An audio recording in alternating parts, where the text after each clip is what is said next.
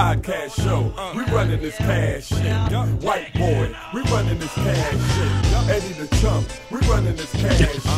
Jive Turkey, we running this cash shit. Wings of Redemption, we running this cash shit. It's a fact that we running this cash shit. The takeover, the breaks over, nigga, the best podcast show. All my foes knows that no one should oppose. We got fear mohos in the motherfucking shows.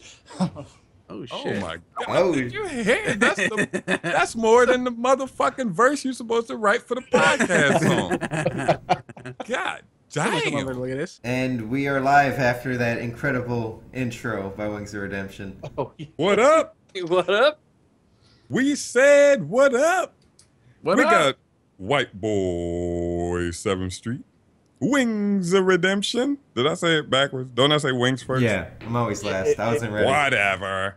No, Eddie the Chump with that nice sweater on. Great sweater. It's AC/DC shirt. And I'll let him introduce himself. What's your name, homeboy? What up, guys? It's Fear Moho. Fear Thanks motherfucking for Mo. coming on. Thanks for having me. Appreciate No it. worries. Yeah, thanks, man. I don't think I've ever faced fear moho in like Call of Duty. I faced Assassin one time Oh yeah. in League play. How did that go? It didn't go well because I was playing with some downies.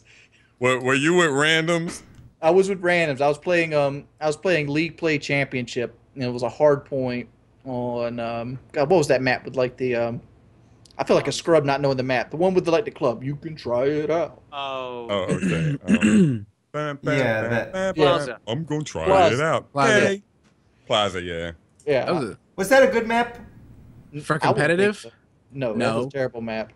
Because it was a terrible map because I took advantage of it because you sit in that little like thumpy area with like riot shields and light machine guns on TDM. You own that map. Yeah, if you were a bartender, like you could do some serious work in the club. It wasn't good because they used to have us playing Search and Destroy on it, and like literally the first person who had the better spawn got in there, and it's like it's over, and it was Wait. really bad. A lot of people don't know in Black Ops 2, you have to not move. You have to put your pistol or whatever, or what. You have to put your primary away. Don't move, and then run. And then you run further than you run if you start running first and then put your weapon away. Yeah, little A lot things of like people that don't know. made a difference. Can we get rid of the COD talk? We've been getting some criticism. No, well, fuck the criticism. No, we ain't gonna talk We got about the game itself we today. gotta- We're gonna talk yeah, about we- the infrastructure around the game. We got a pro COD player right here. We're not going to talk about Black Ops 3. Yeah, we had the last a two. little bit. Fuck them. Fuck it, man. What I love about the criticism is it's like it's a podcast made of like 4 either ex or current COD YouTubers. You guys talk about COD too much. Yeah, and Okay. then they'll say, "Yo, do something. What about Black Ops 3, guys?" Like, shut the fuck up with the. Shut up. God. Anyway, Moho, I was gonna ask you what COD was the last COD that you thought was good and competitive. Not COD 4. You can't name COD 4. Definitely Other than Black COD. Ops 2. Black Ops 2. Yeah, it was definitely Black Ops 2 because the whole structure of the maps and everything else and the knowledge that you needed was actually competitive. So people who were winning in that game deserved to win because they were fucking beasts. You know, like people who played a lot and won. That's why you saw Impact winning a lot. And then after they started winning, people started learning off them. It had a learning curve. It was like COD 4 because COD 4 we were the best, you know. And then it was us envy, and then nobody could really catch up because the learning curve was just so high and the skill gap was so high. And then Black Ops 2 came. Impact literally played all day. They played all day, and if they weren't playing with their team, they played pickup games. And when you're playing that much, you have to be good. You know, you have to have some type of knowledge, and a lot of people didn't catch up to them. So, you know, you gotta give him props, even though some people don't like Killa. You gotta give him props because he grinded. But now certain games it's kind of like, even though you play a lot, the game is so easy. You could just shoot your gun and kill somebody. And it's not, there's no skill gap, you know? So definitely Black Ops 2. Black Ops 2 had a learning curve to it. And I think that's why a lot of people enjoyed that particular COD last. Okay, so I'm gonna be the dickhead here, right? I'm glad that I actually get to talk to a COD pro. It's a privileged position. I'm sure a lot of people would actually like to do it and ask them questions. Now, when you talk about skill gap, to the layman, to an amateur, they're all pretty much 3 to 4 shot kill games, and the recoils vary from game to game, but they're all pretty similar. The roles between AR and SMG, I can understand that's fairly distinguished, right? But if you're saying that Black Ops 2 has a higher skill gap than, say, Ghosts, is that just because of the way the maps are built? Is it actually map knowledge and positioning that creates that skill gap? Because as far as I can tell, when it comes to gun skill, it doesn't seem possible that one game can require more gun skill than another, other than Ghosts being like the guns have less recoil. We'll leave Ghosts out of it, all right? Infinity War titles, actually, apart from COD 4, let's leave Infinity War titles out of it. But Treyarch games, they've always had this similar sorts of recoil. Are you saying that it's the game sense part that creates the skill gap, or is it something else? Am I getting that wrong? No, I can see where you're getting it, where you're getting the idea. But you gotta understand, even though you may think that it's the same shit, different toilet, it's really not. Like, there was a lot of recoil in Black Ops 2. There was certain recoil for the MSMC that you had to control. You shoot the first 3 shots are accurate. After that, it does this, and then it goes straight. So there's like a certain recoil for certain guns. And another thing is different guns. You had different types of guns back then. Map knowledge is 100% is like needed, but I think it really just comes down to smarts, knowledge of what it's like. The way I can reference it now is kind of like how when I play DayZ, it's kind of like one of those games where you're just ahead of them. You know what I mean? You're just constantly thinking about what their next move is going to be. If you have that awareness, if you have that knowledge, then you're going to be good.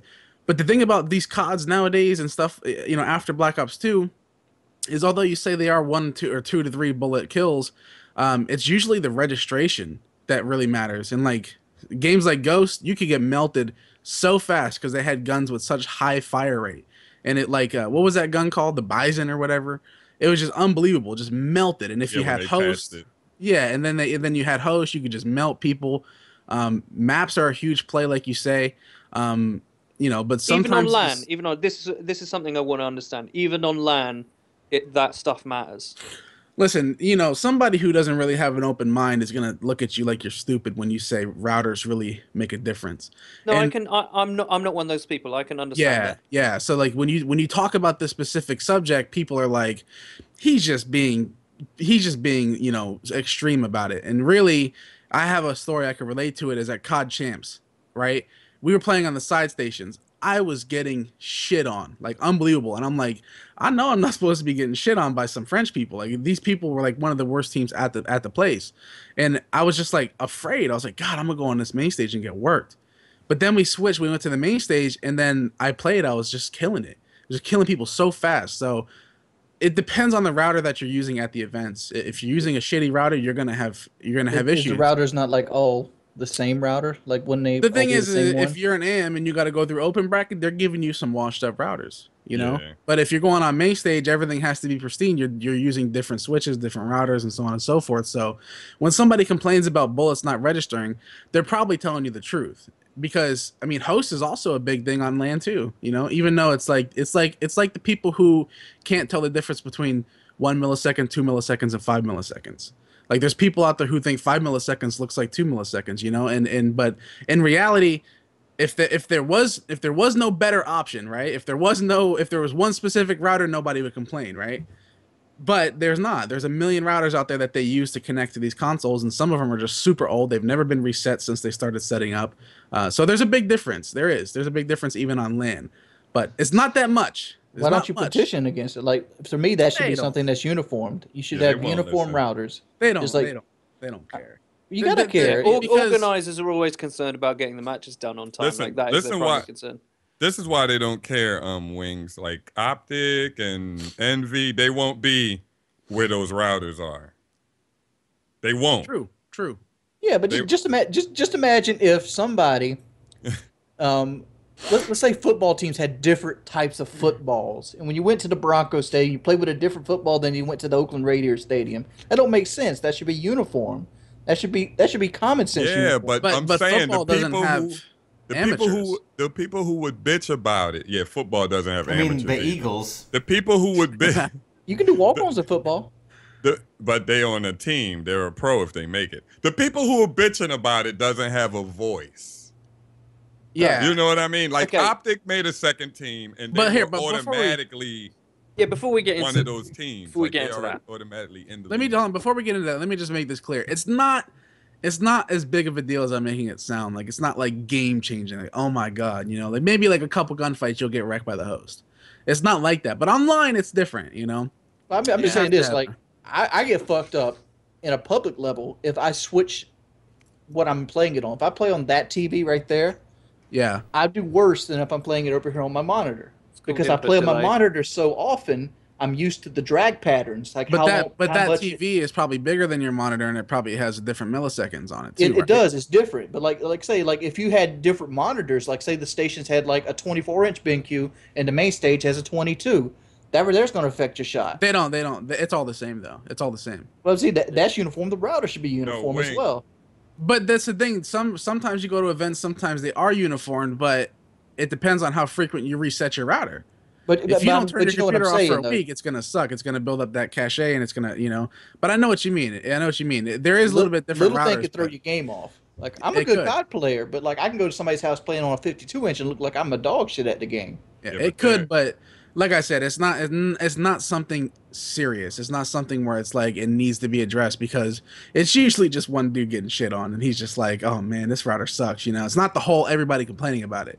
And let's be real, if you win and the other team's complaining, it's like if you were in their shoes, you'd do the same shit. Like complain about the router. They don't want to make it like an excuse. I never doubted anybody that said my shots off because like I play public level and like I can tell when my shots off. Yeah. Like, I bet you wings versus wings. Like, if you had a clone of you and you were playing on a monitor versus a fucking 52-inch, you shit on the monitor wings would shit on the guy on the 52-inch For me, TV. I always back out of games that are bullshit. That's why I have such a low win-loss, Wings of Redemption. I don't rage quit. I just see a imperfection in the game, like I gotta drop frame or I'm lagging a little bit or something's not right. I miss a bullet, and then I just leave at that point because it's not worth it. The That's reason, why Can't do that on land. the reason he said that is like I use him on my stream sometime as like a attracting point because you go down white boy on your friends list and it's like this guy has 400 losses, this guy has 600 losses, 7,000. Like, Yeah, I saw that when I first befriended Black Ops 1 and Modern Warfare 2 are probably horrible. I have so many losses on those games when it was like the prime. Here's something I've always wanted to ask a COD Pro. I found it really interesting the way you talked about skill gap. All right. Do you play CS at all? Counter Strike. Yeah, I used to play. I used to play back in the day a lot, like crazy. Okay, so awful PC elitists out there do exist. I'm thankfully not one of them, right? Podcast at all. Shh, don't tell him. I'm thankfully not one of those people, but I hear them say, if I can paraphrase their argument, is that COD doesn't really have a skill gap beyond the gunfights because it doesn't have all the extra meta that a game like CS does. So when you're saying that there is a skill gap, I was really interested to hear what you think that consists of. Like I said, do you think it's in game sense? Do you think it's in positioning and all that kind of stuff? Because on Hardpoint, surely it's just fragging power. Like, surely it's just... No, like, I'm not even a COD pro, but I know for a fact you can like flip spawns in Hardpoint and kind of control the spawns a little bit. Counter-Strike and Call of Duty, there will never be a love between the two because one takes pure gun skill and strategy, and the other one takes smarts and reaction time. Call of Duty is all reaction. Let's be realistic. If you in Call of Duty, right? The meta apparently what they talk about is not like the meta on Counter-Strike. Counter-Strike, you have to flash properly, you have to strafe properly, you have to crouch, do all this other good stuff, grenades, everything has to be on manage point, your right? economy, all that kind of stuff. You have to do that, right? That's the thing. So when you're comparing the two, it doesn't really, you can't really do that. You just got to respect each game for what it is. Now, the thing with Call of Duty, the skill gap is if there was no skill gap in Call of Duty, Optic wouldn't be winning all the time. Impact wouldn't be winning all the time. Complexity wouldn't have won all them championships at the same, all the time. If there was no skill gap, that wouldn't happen. But there's a point in Call of Duty, and I've achieved this one time because I had the passion for it, and I really, really loved it. There's a point in every person and every team that is a championship built team. There's a point in their time where they just feel completely godlike. They just feel like they can go on vacation for a week, come back, and just shit on everybody because they have so much knowledge. They have literally developed the team chemistry to not lose. And it's confidence. If you have confidence, you're gonna go out there and you're gonna shit on everybody. That's where Killer gets he gets all hyped up and stuff. That's confidence. If he had no confidence, you think he'd be doing that? No, you won't see him doing that when he's getting shit on. But the COD meta is different. It's map knowledge, reaction time. A lot of people who slay are using the right guns. They're using ARs most of the time, depending on which Call of Duty you're talking about and what map it is. But they have reaction time, map knowledge. You need to be a step ahead. When I'm running flag routes, when I used to run flag routes on Call of Duty, I was always a step ahead of somebody. Like if I go this way, I know my flag's going to be delayed, so I can cut back this way. It's all map knowledge. It's really about timing too. Timing is a number one thing because especially in S&D, it's not like Counter-Strike on Dust 2 where you know you're going to meet somebody long A. Or if you don't meet them long A, you know you're going to meet them in there, up there by the boxes. You know you're going to have a confrontation. Call of Duty is a little bit different. The maps are designed differently. You can hide behind shit. You can camp. It's all timing. Somebody can run right past you. So the meta is a little bit different. And like White Boy said, perfect what he said is you can flip spawns. Even though you're not killing anybody, you could literally die, run around a map, let somebody go past you, and flip the spawns for your team. It's strategic. There's so much stuff in Call of Duty. There's so many flaws that if you could take advantage of them, then you're going to be great at Call of Duty. You're going to be a great team. And then also, I'm sure you guys want to get into this as well, the team chemistry. People leaving teams and stuff and being happy with their team. That's another thing. That's something else to talk about. But as far as the meta goes, it's all about reaction time. It's all about map knowledge, map awareness, checking your mini map 24/7. And like I said, it's all timed. It's all timed. Like somebody can run right past you and literally change the whole game. It's nuts. Yeah. So in your mind, like I've always noticed how short COD Pro careers tend to be. Is that because people just get to a certain point where they get to a certain age where their reactions, not even by a lot, in Counter-Strike, a pro's raw reaction aim might go a tiny bit, but they can compensate for that because the meta's so deep they can become an what's called a support player in CS or whatever, CS Pro that does that. It's called support. They can change their game and still become relevant. Whereas if, in my opinion, someone like Nadeshot stuck around in the scene way longer than he was truly able to compete in the scene. I think he would admit that. I think he's far enough removed from it to be like, yeah, I probably stayed playing a little bit longer than I should have. How old is Nadeshot? Like 20? Something like that. It seems to me that, but there's a shelf life to the COD Pro. That's what it's like. Those who can play at the top level can only do so for a certain amount of years, and then they can't do it anymore. Do you have any insight as to why that might be? I mean, I can't speak for everybody directly, but one of the reasons why Call of Duty. Now, are you referring to as being relevant, or are you talking about being successful? Because there's two different things. Yeah, I mean, actually, physically and mentally capable of being competitive at the top level. Nobody ever truly gets washed up or loses that sense of direction of how to play, unless they don't have the passion for it anymore. You're not going to come across a great player who's won championships before and then he just all of a sudden sucks. That's never the case.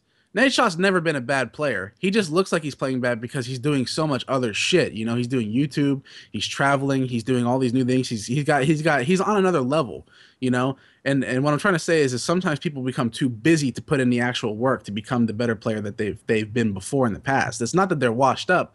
It's just that the fact that they don't have the drive. He has no reason to compete, Yeah, like me, I had no reason to compete anymore. I had an organization, it was successful. I was using a YouTube channel, I was streaming, I was pulling views. I had no reason to compete. Some people compete because they have no money. They want to grind because they want to show their parents that they can make money doing that. But in reality, Call of Duty doesn't really provide you with enough money even if you compete. So you got to build a fan base. Once people start And that's what I try telling people, like if you compete, you're not going to make the money. You might as well go have a part-time job somewhere, come home and grind and play with your team. But if you don't have the support of the people, if people don't like you, if you don't become what's the word I'm looking for? Like a personality. A personality, exactly. If you don't have a personality within the Call of Duty scene, then people aren't going to like you. There's a lot of skilled players out there that a lot of people don't know about. But nobody just naturally becomes washed. Nobody just naturally becomes because of their age. Let's be realistic. How old are these COD players? They're like 23. They're like 23 at the oldest. I'm 28 years old, and I was competing up until this year. I was like one of the oldest pros, but I still had reaction time. Just didn't have the passion. I didn't have the drive to want to do it because I was also running an organization, dealing with sponsors, dealing with the bullshit behind the scenes, trying to keep players happy. And that's another thing with COD. I'm sure, like I said, I'm sure you guys want to get into it. People don't really. There's no willpower to say no in the COD scene because there's so many opportunities for players to develop. If somebody like Fear, I'll just use Fear for example. If someone like Fear, if we had a team right now and they were pretty strong, like a top 8 team, and we had a certain player that always stood out, and if Optic was going through some struggle with one of their players, we wouldn't have a chance to succeed because they could just snag one of our players without anything unless we have contractual obligations and stuff, which we never did. I don't really believe in that because we're not getting paid to play like that. You know what I mean? Yeah. So it was just like whatever. Even though it'd be the smartest thing to do is to get contractual obligations, the point is even if you have contracts, how can you have a successful team when that person doesn't want to be on your team? He wants more for himself. He wants to go and experience the best, which is Optic. So people don't have the willpower to say no, and they don't have the drive to say, let me just stick to this team. I want to be a part of this team. I want to see this team succeed. I want to be a part of it because I love this team. People are like, we're living in the now generation. People want to be like, well, if I can join Optic, I'll get this, and this. Yeah. Where the fan base is huge, and you can't blame them. I thought contracts should have been in there. I'm gonna look at it this way. Yeah, but look, let's talk about contracts real fast. Even like I said, even if you have a contract, right? How can you? It's awkward. How can you compete with the same mentality as you had when you wanted the team? But if you know the person don't want to play, you can either shape them up or you can drop them. And but since he's under contract, yes, you can. Yeah, you can. Since he's under contract, he got to sit the year out. What? I know why this is a problem in baseball. Yeah, I know why this is a problem. It's because, and this is the secret issue that I think underlines all of this, is because the COD pro scene isn't actually pro. Exactly. Right? That's the dirty little secret, is that there are people who get paid to compete. So in that sense, we use the term professional. But the league isn't run by an independent body that regulates the teams and the contracts, like the NBA, like the NFL, all those kind of places. The teams aren't owned by the by NBA, or by MLG. They're not owned. They're not franchised. They're independently operated. Yeah. So when shit happens, and I know I keep bringing up CS. Sorry if you're a COD fan and you think I'm being PC elitist about this, but the thing about I'm not just saying it to you. I'm saying it to people who are watching. The reason why that doesn't happen in CS, why Optic, the players wanting to go to the best team in the world, and that's Optic, is because in CS there's many serious big time organizations at play at one time. COD is dominated by one, maybe two, if you include Envy as the second, and FaZe maybe three, maybe, but Optic is clearly the top. Whereas the current best team in the world in CS is Fnatic. Had anyone in this call heard of Fnatic if they weren't into CS? Or maybe I've League never of heard of them. Exactly. Right?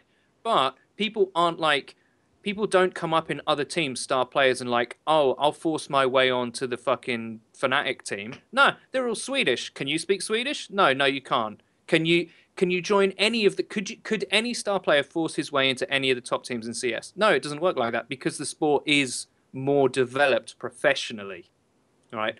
And that's the problem with COD, is that I'm not going to blame Optic and say, oh, Optic being successful, wildly so, ruined it for everybody else. No, that's not the case. It's the fact that it's much harder for the other organizations to match their success because of their dominance. They're like the Yankees, but worse. They're like the Yankees if, if all the I suppose this is like the Yankees. If all the other organizations couldn't pay as much, couldn't guarantee championships, all that kind of stuff, the players on the other teams would leave, and they did. But the only problem with that is like Optic up until this year wasn't the best. Think like correct me if I'm wrong. When was Optic's last run? They're the most popular. Yeah, exactly. They just were popular. Exactly. Popular. So and like you could you said have before, somebody there's no on money the in the team. There's You no could money have in the somebody on the winning championships. team, right? You could literally have somebody on the winning team, somebody from like let's just use an example, Complexity. They would leave the winning team to be with Optic because you get more like perks. Notoriety. You get more opportunity as well. You get more opportunities. Financial security, I guess. So what I'm saying is the structure of the organizations when they're developing these players, they don't teach them the mindset of willpower to stay and want to, people don't get it. Like people think that everything's going to be handed to them because they're good players. And it's true. They get handed to them. And that's the thing. People don't understand hard work. They don't understand like the devotion to want to be great and have something always leech off something else. That's one of the problems with Call of Duty is Call of Duty will always have those 3 or 4 organizations where people will always leave your team for them just because they are the bigger ones. It's like a ladder. You climb the ladder, Hex is up there. He goes step on you and just kick you right back down and take your players. You know what I mean? Which is, it's perfectly fine. It's okay. It's understandable, but that's the problem. There's like 4 major organizations that are just literally always going to be respected, and people are always going to want to join them above anything else. And I think if people were like, I don't know, I guess like not trained, but if people had the willpower to say no and really have the passion to stay on that one team, like when I joined Fear, Jesus, I joined Fear because I love Fear. I wanted to be a part of Fear. I wanted to do good for Fear. I wanted to play for them. I wanted to compete for them back in the day, even before MLG even existed. And it was different. It's a different breed of players. So when these guys are being like watching the MLG stream, they see all these people on there, like Killa and all these other players and shit, and they're just getting all this stuff. That's what they see in their head. They're like, oh, well, if I could just get good. Well, they also see him team jumping like a motherfucker. Yeah, but that's MLG's fault. You gotta understand. Franchise in these guys with the contracts. That's what I'm saying. Even with contracts, these teams have contracts. They still skip players. Here's what MLG needs to do. They need to buy every team that wants to be in the Call of Duty scene. Well, they pretty much do now with the league. And the league is the only thing that matters. If they don't buy the name, they need to create team names, and then you do that. You implement contracts. You implement free agency. You implement this because you can't follow a team. You cannot follow a team because the team you're following is the uniform they're wearing because the team changes weekly. That's why I'm saying, like, in Call of Duty is big because it's easy, right? Like, you can't be new at Counter-Strike and go drop 30 kills. It's impossible. There's a huge skill gap in Counter-Strike, whereas Call of Duty, Jim Bob 456 can just shit on you, because it's situational. Yeah. This ties into a point that I mean we've had Hex on the show and I asked him these questions. I thought like he might be not annoyed by them, but not uncomfortable because he'd be uncomfortable answering them, but because it's uncomfortable for the sport, right? The truth, as far as I'm concerned about COD is though COD is a big game in the mainstream of like console gaming, but it's actually not that big an esport. It's not. I'm sorry to break this to all the kids who think it's the best thing in the world. COD Champs has like loads of prize money. Like compared to League of Legends and Dota, CS is not even the biggest in the world. Like COD is a minority esport at the moment, and until it becomes larger and the player base expands, the amount of pros until Asian expands, people start enjoying it. Well, basically, until people take real serious interest in watching the competitive COD and it grows as an esport, this dominance of the market of players by those top orgs is going to continue. It will not stop until here's the problem with gets that, bigger. though. I've sat here and thought about this for so long. I've been in so many podcasts, so many interviews. Here's the problem with that. Call of Duty changes every year. How can you invest money? How can you invest time in something that changes every year and it's not even the same developers? It's different. Yeah, we actually said that to Hex. We were like, carry on. If you were a multimillionaire and you wanted to invest in a team or you wanted to invest a part of whatever in Call of Duty, you'd only be doing it for what, 9 months? and then the next one comes out. So whereas you got Counter-Strike, there's a lot more stability within Counter-Strike, League of Legends. Nothing changes unless it's like new skins and new designs on the map. It does change in League of Legends a lot with new patches. The meta changes. And I feel like but every new COD is a big patch. Game, though. We're playing the same game. Yeah, but now it's a lot more different now when Advanced Warfare, even the jump from the exosuits from Advanced Warfare to Black Ops 3 has got to be significant. Before, like COD 4 and World at War, they were kind of the same. But now it's getting crazy. It's the same idea, but it's not the same game. It's totally different. Even with COD 2, COD 4, World at War, it was just all different stuff. I mean, it's the same concept. It's the same idea. Everybody's on foot. Everybody's on foot fighting. Yeah. This is the solution that I thought was fairly reasonable. Okay, is that I always said, right, so the biggest esports in the world are generally PC games, but more importantly, they're quite often free or nearly free to play. Right, CS is very cheap. All right, League is free. As far as I know, Dota's free, although I can't remember. You might have to pay it, but nearly free. All right, so the barrier of entry is not high. Right, and also they don't require you to have the best PCs in the world. Right, so they're not expensive to get into.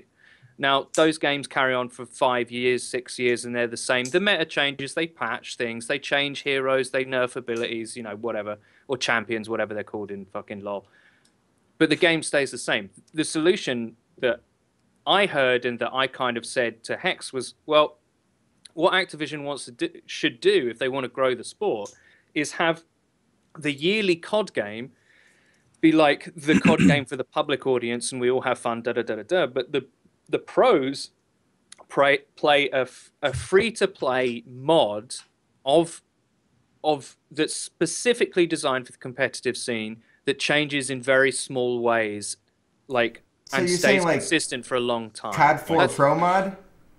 Almost, but obviously like a more updated version. They can do seasons, like they can update it graphically, or they can do this, but the core game stays the same. What's that Japanese? Not Call of Duty Online? It's a free, like that. Like so Call of Duty Online. But it's specific, right? So it's here and there. It's free for you to download on PSN or Xbox Live, and it is only the competitive setting. Mm-hmm. When you play CSGO, you get to play casuals as well. Nobody that's really in CSGO does play those. Like, you're only really going either into matchmaking or you're playing, like, through some third-party site like ESEA or Faceit or something like that to, like, scrim and play pickup games or whatever. Practice, yeah. Like, but they're playing the fucking 16-round win...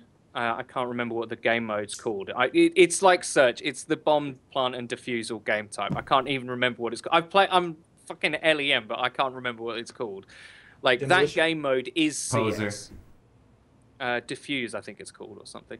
So if COD had like something that you could install for free, that stayed constant throughout the years, that was only the competitive setting, Hardpoint, Search and Destroy, and whatever the third one would be, Uplink, I guess, is the most popular at the moment. But it used to be CTF, and it's only those three, and you go into it, and there's a ranking system, and people can get into that, and it's separate from the COD that changes every year. That's the only way that I can see the sport being taken seriously, because that's going to happen with Call of Duty while the sales are keep declining. I did a video on this where I talked about the future of Call of Duty is free to play.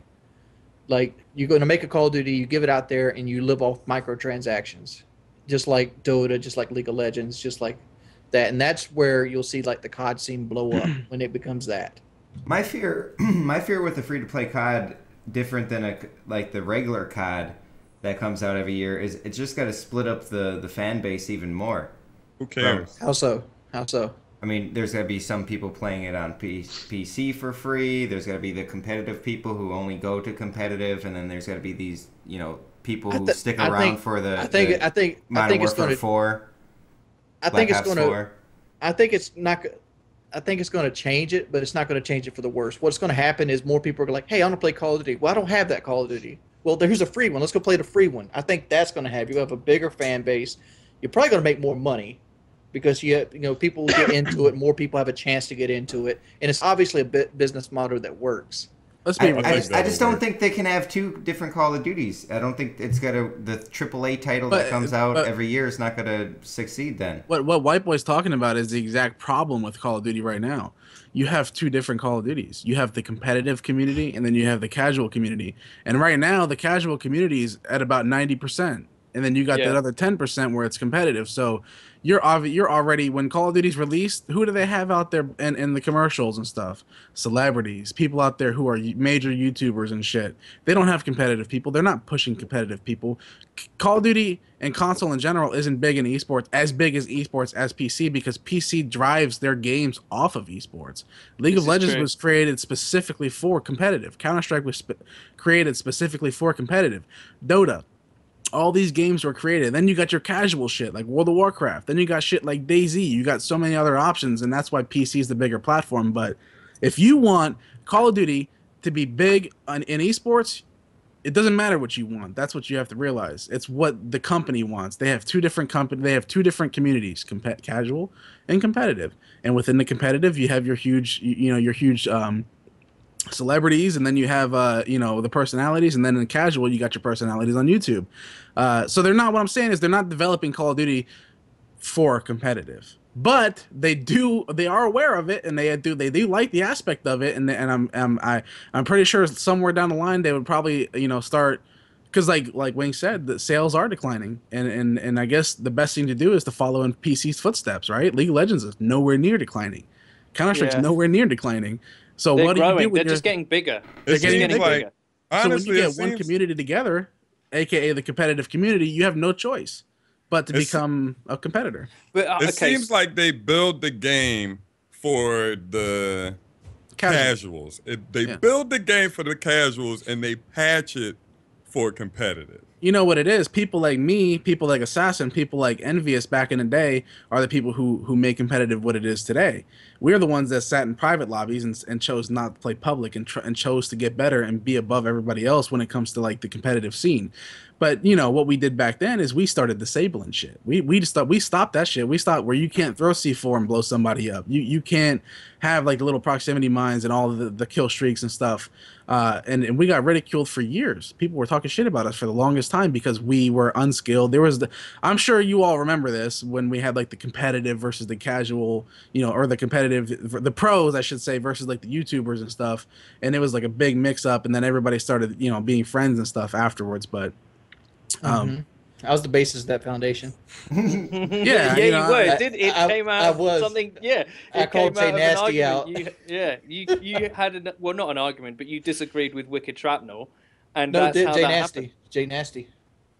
I thought it was Wicked because he was on PKA. I called Jay Nasty out, and I go, Jay Nasty, you're the type of player that loses to players like me, because at the time I would have put my friends list up against anybody's. And what ended up happening is Jay Nasty went and befriended like all these people that he didn't want really friends with. Yeah, he hit me up. Yeah, he hit me up about it. Like the idea was my friends list versus your friends list, and all of a sudden his friends list is fucking like pro players. Yeah. It's like, what the fuck? Well, public players who have gun skill. Yeah, that's fucked up. It was. I'm not gonna lie. I was like, he hit me up. He was like, "Let's go beat up on these YouTubers." I was like, "All right, let's go do it." It was as a YouTuber, which is funny. The thing that I wanted to say is that the PC esports scene is massive because the games attract people who want to play a competitive game. Right, CS is massive because there's a huge bunch of people on the PC. People who play FPS on the PC take FPS seriously. Right, they do. They consider, like, I play FPS on PC, and after playing console for years and then playing PC, I'm sorry, but there is no comparison in terms of the skill gap. Right. Well, the Call of Duty there is. I mean, me and White Boy shit on people all day with the PS4 controller. Yeah, but you're playing with aim. You're playing with aim assist though. You are literally playing with training wheels. That's the point. Is that CS attracts people who are like, fuck training wheels. If I can one-tap this guy across the map with an AK, I'm going to do it. Eddie, your superiority accurate, complex is showing. Yeah, right. No, it's not mine. It's the PC communities, right? It attracts those personalities that want to play a competitive game. We have to accept at some point, I think, that COD is a console shooter. It started as the most casual shooter available on a casual platform. and now we're like talking about developing an esport and taking it seriously, where the audience is now that audience. You know why sales are declining? Because all those players, and this happened to my real life friends, they're not playing COD anymore. Do you know what they're playing? They're playing Destiny. No, they're playing Destiny. Like Why? the people that. Because they're casual, dude. They're casual gamers. If you're casual, why don't you go to PC? Because that's where all the casual games are, pretty much. But it's not. I disagree That's with where Eddie all the on this. hardcore games are. I disagree with this. Most people I know that quit playing Call of Duty got tired of the bullshit Call of Duty kept putting in the game.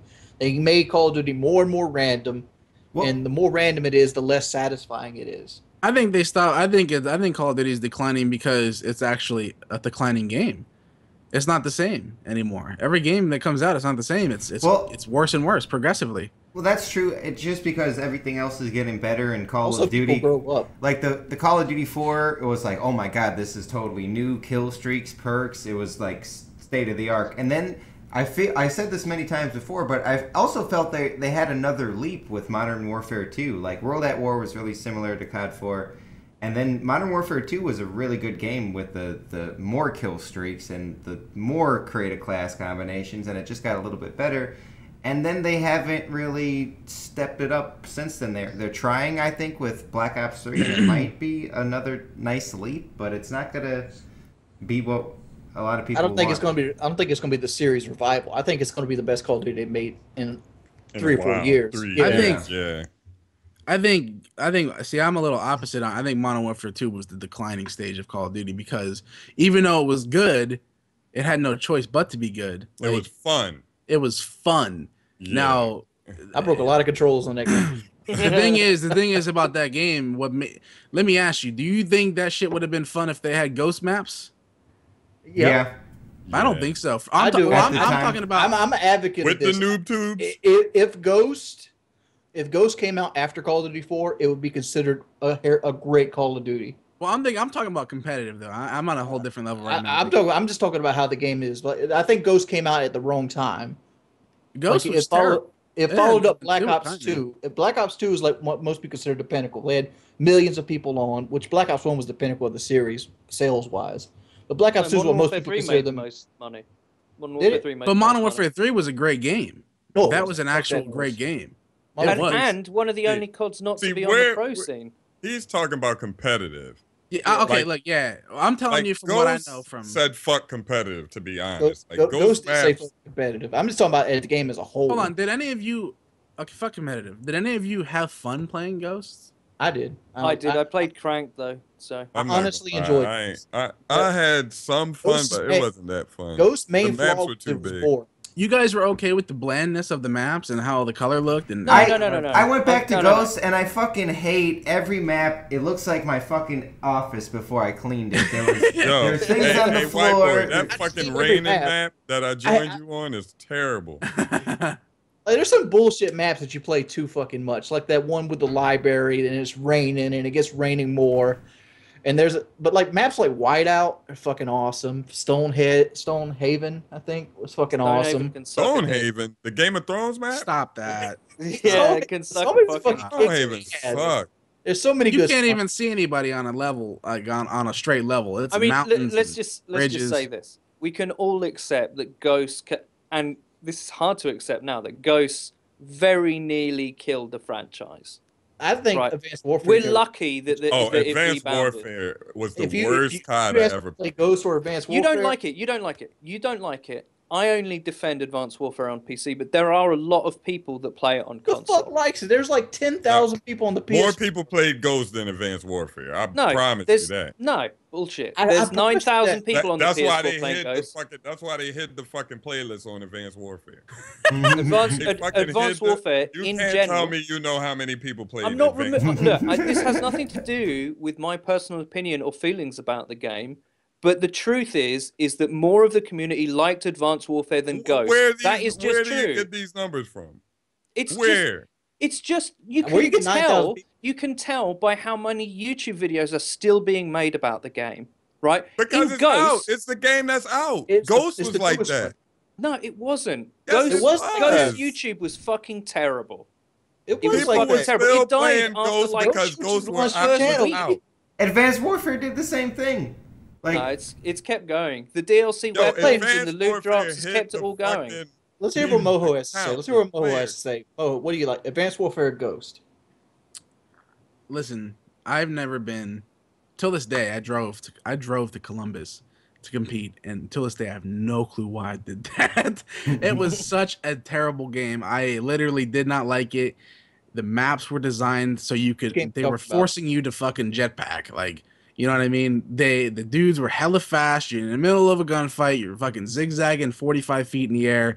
It made no sense to me. And not only that, but it was extremely boring. I had no fun on that game. When I first got it, I was Worst Call of Duty. it was really bad. It's It was definitely the worst made Call of Duty. it was Worst the made Call of worst. Duty. It was the worst made Call of Yo, Duty. I could agree with that. You could go on a roof so fucking high. I hate And when somebody then- jumped and over then you look, look like a head. A roof so fucking high, then it's a window there, then a window Yeah. there, then a head glitch there. So And when you you know turn the what's- corner, you got to worry about, like, they made that game horrible. They forced you to do something you didn't want to do. If you wanted to, this is what I give Black Ops 3. Black Ops 3 has it to where if you want to stand on the ground, you can. If you want to jump, you can. You know, it's up to the person, but it's not an obligation. I never had people jumping over my head in the middle of a gunfight in Black Ops 3. Now And here's the lose 'em. thing. And you Now, don't lose yeah. them. Now, here's the thing. In Advanced Warfare, there's game modes and some flags and some, what is that game mode called with the ball? Uplink. Uplink. There's some motherfucking uplink maps where you have to jetpack to get the ball. Like, and then get it. You don't run over it. You have to jetpack on top of a cylinder and get it. And it's kind of annoying because you have to climb it. And it was just honestly one of the worst Call of Duties. You guys are all missing the point. I'm not I would making. play World I'm- at War. look, I don't. So you're saying More Ghost people- over I Advanced don't- no, Warfare? let me Sorry, finish, more let me people finish. did not Let me play finish. Advanced Warfare than Like Ghost. I said, I'm not talking about my feelings about the game, but in the same way that we have Are you to talking about your accept. feelings about Michael let me. Andre? Are you in a love affair or something? Let me finish. She touched Right? him. The basic truth is that a lot of the people that play console games are not you. All right? They don't have your taste. They don't care as much as you do. That's why Destiny is a bigger game than COD. That's why all my friends who used to play COD casually now are playing Destiny. It's also the reason why Advanced Warfare in general is more popular than Ghosts. I don't know about saying Destiny's bigger than COD. It's way bigger. It's way how? bigger. Destiny, In what Destiny's sense? probably bigger. Destiny had 200,000 people watch No, a now, DLC. definitely, because of fucking But, Advanced Warfare. hold on, Advanced are Warfare you talking and about? Call- Are you talking and about Ghost back to viewership? back? We're talking about No, the viewership. player base. The And player base players. is much bigger. Much bigger. Because of Advanced Warfare. But we're talking dog. apples. We're talking about apples and oranges here. You're talking about like a MMO type game, like RPG versus a first-person shooter. I'm No, saying they're one, both. no. I'm talking about the casual nature of the game. Destiny is an incredibly casual game. It has raids. Most of the game's appeal isn't based on a player versus player competitive element. There is that, but most of And it's it's about terrible. playing with your friends. Right? You can have any opinions you want about it. I've ripped on it loads. I've ripped on Destiny and said it's a hollow game. It's got no content, etc., etc., etc. We can be critical all we want, but what the point I was making is that there's more people that like games like that than who care about the shit we care about. And that's the reason why Advanced Warfare is more popular than Ghosts. Ghosts suits the hardcore COD player more than AW. They're both terrible, but Ghosts suits I hate those calling Ghosts people a who terrible played game. old CODs. I- But the I don't new think- players, I don't- there's Don't 14-year-olds call now, it terrible, Cody. Eddie. Don't call it terrible, Eddie. Ghost is not a terrible game. It's a boring game. I agree The with maps that. were I thought the maps were too big. The game is boring. That's where Ghost had a downfall at. It had really good hit registration, really good animations. Everything was competently done. It was a very fun game to play. Well, I don't know about very fun. It was. Yeah. You could have Because fun of the in maps. it. You could have fun in it. There was The times that maps you were could actually terrible. enjoy. But the maps weren't that Grinding great. aside, everything apart from Cranked was a complete waste of time. The maps mean, were terrible. But, in Ghost Advanced had Warfare, the most the like maps, the 10-minute movement, TDMs I've ever played in my life. Yeah. I played Ghost this weekend on stream, and I was playing gun game. I'm a casual. I'm one of these casual players that stuck around with COD. And I don't know if their gun game is good, or if I just hate Ghost so much that everything on that game is bad. And I don't know, so gun game, how it works in Ghost compared to other games is it's a random a pistol at the beginning, then a random shotgun with random attachments, and then I think a random SMG with random attachments. And I think if that was in Black Ops 1 in High Roller, I would have loved it. But in Ghost, I just don't like it. Listen to this, white boy. Why didn't you play Advanced Warfare? Because you fucking hated it. Why didn't you play Advanced Warfare? Why didn't you say, I'm going to turn Ghost off and put Advanced Warfare on? I didn't want to play it. I don't know, the jumping. Exactly. I didn't want to jump. You didn't even want to play Advanced Warfare. I didn't want to jump. Oh, and another thing about Ghost. I wish Advanced Warfare was a person so I could punch it in the face. The slide. I hate that game. Good job with fuck Advanced Warfare's wife. We can all not like it. I don't like it on console at all. I think mainly that's because I'm not very good. But I don't like the game. However, I'm not going to sit here and be like, there aren't more people playing it than Ghost, because there fucking are. There's 9,000 people on Ghost right on PS4 now. But I'm talking about when Ghost was out, more people was playing Ghost than Advanced Warfare. More people quit Advanced Warfare. It's like 9,000 people. I'm going to check right now. Where do you get these numbers from? You're making it up. I really want to know where you get these numbers from. I'm getting the Ghost numbers from a stream I saw today. Oh, yeah. Yeah, the Ghost is dead as fuck. I'm talking about where do you get Advanced Warfare numbers from?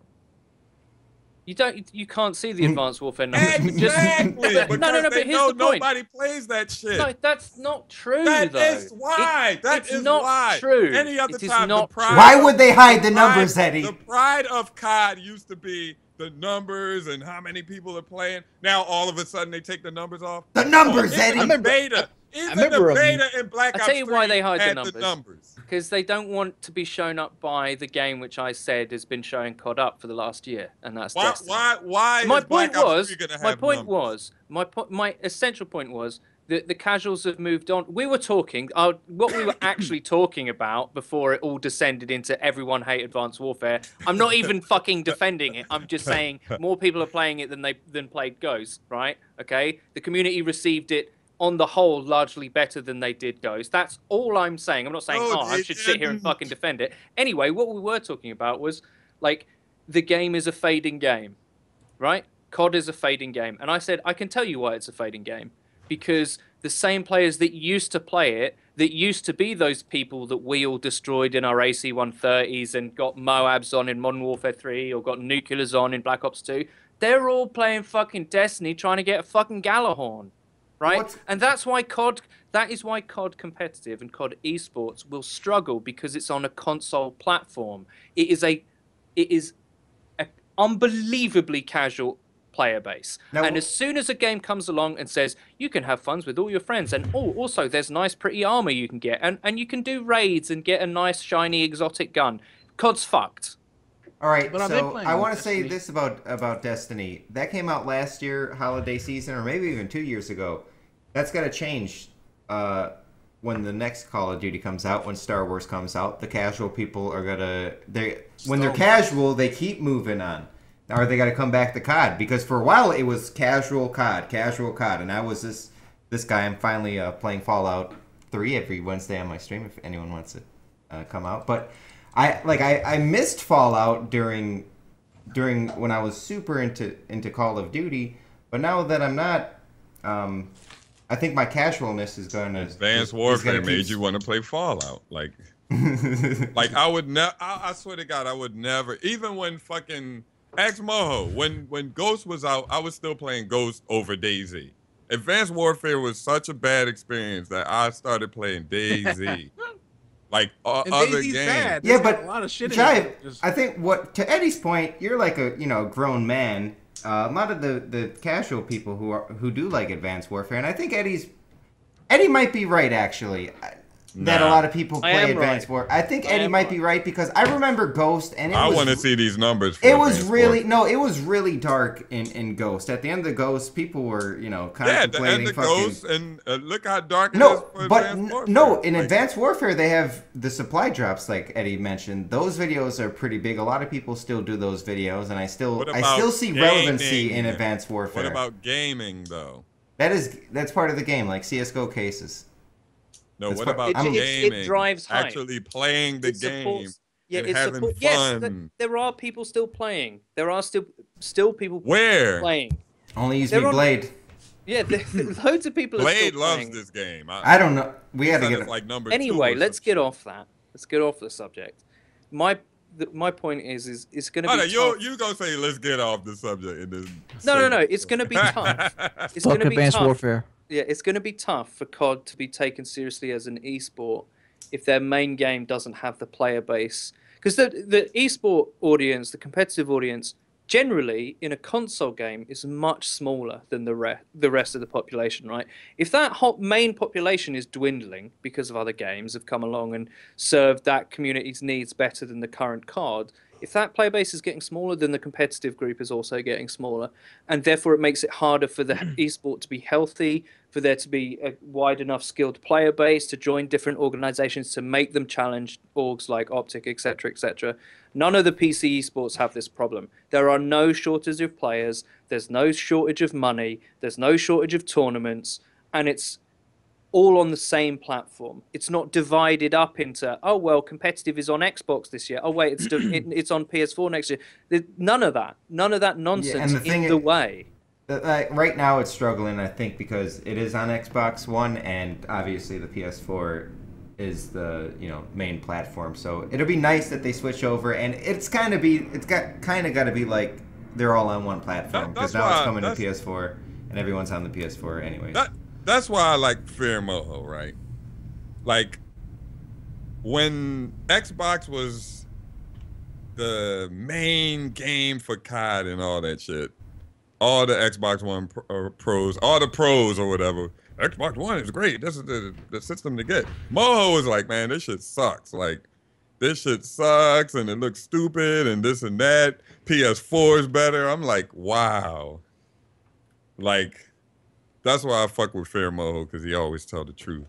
Listen, man, you got two types of people. You got people who have their own mindset and know what they like, and then you got people who are followers, man.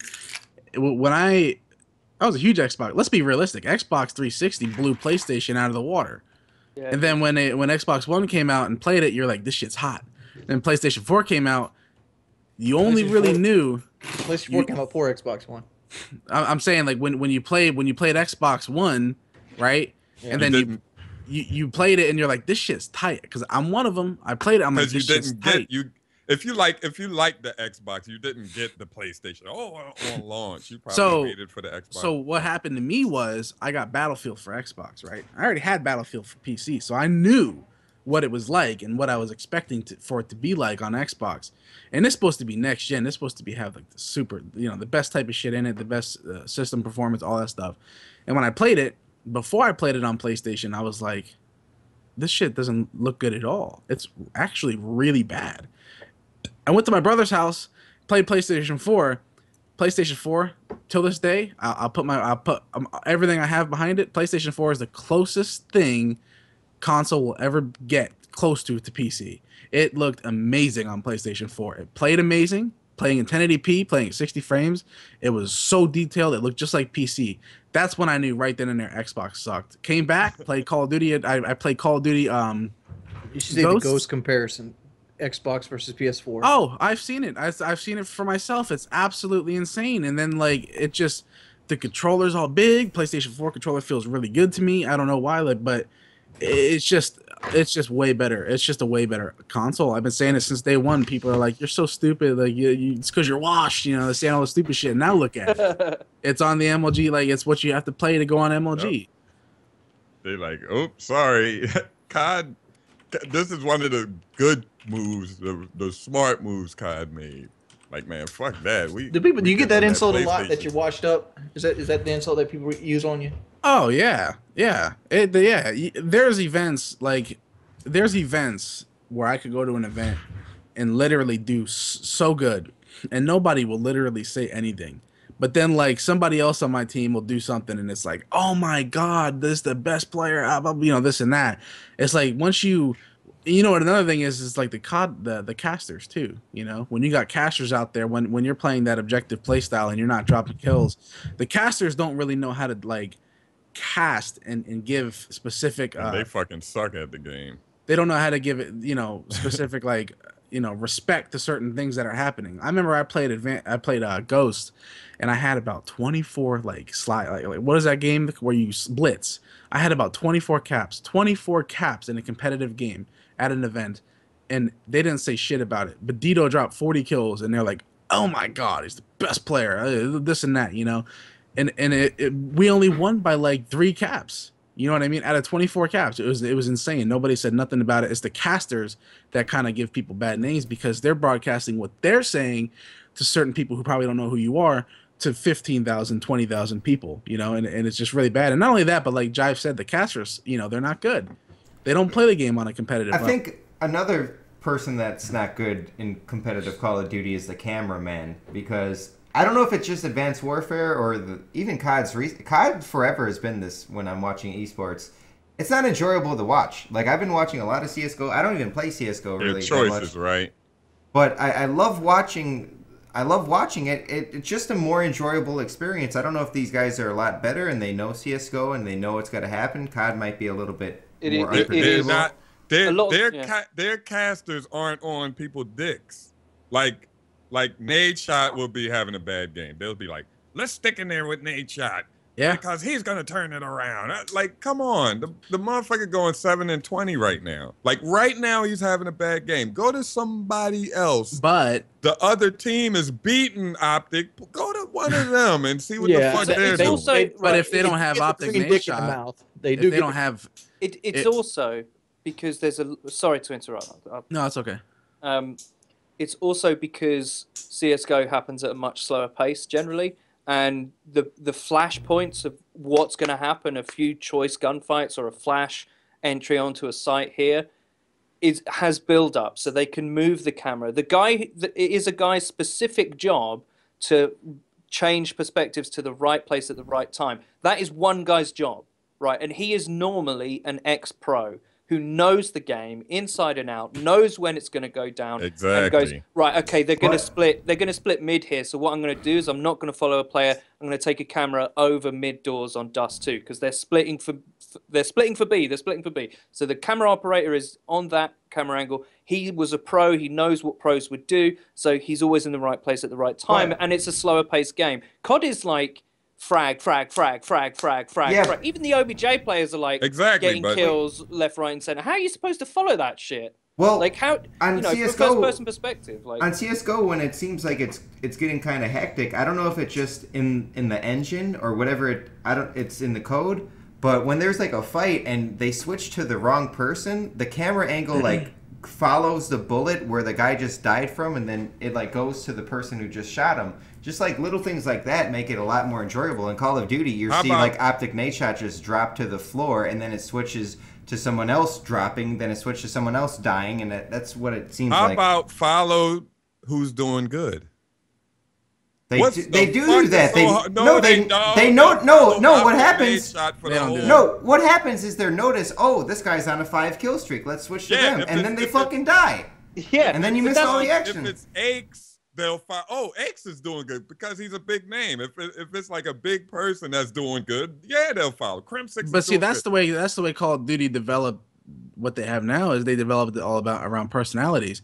If Optic doesn't get on stage, you're pulling around what, 5,000 views, 6,000 views, and when Optic gets on stage, it's anywhere between 20,000 views, 25,000 views. And if they're not watching Nade Shot, it's kind of boring. That's why it's important for people to be personalities. Like that's the difference between the two games. It's an unfair comparison because one is a hardcore PC shooter, but like the comparison between CS and COD is like CS. There are star players. There are superstars in CS, but it's such a deep meta game that although you can occasionally have stars go into God mode and carry their team to a result.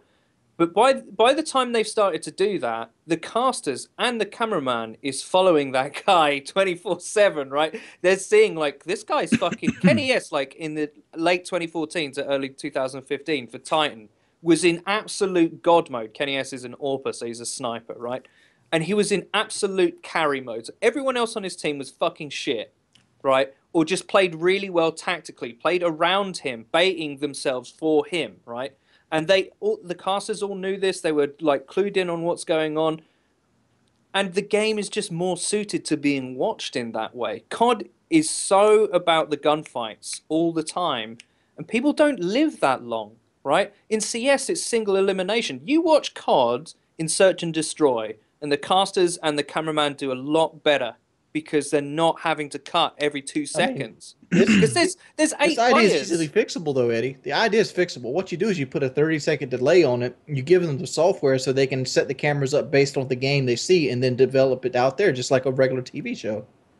I like that. I think that would be really complicated. That's a good solution. That's a good solution.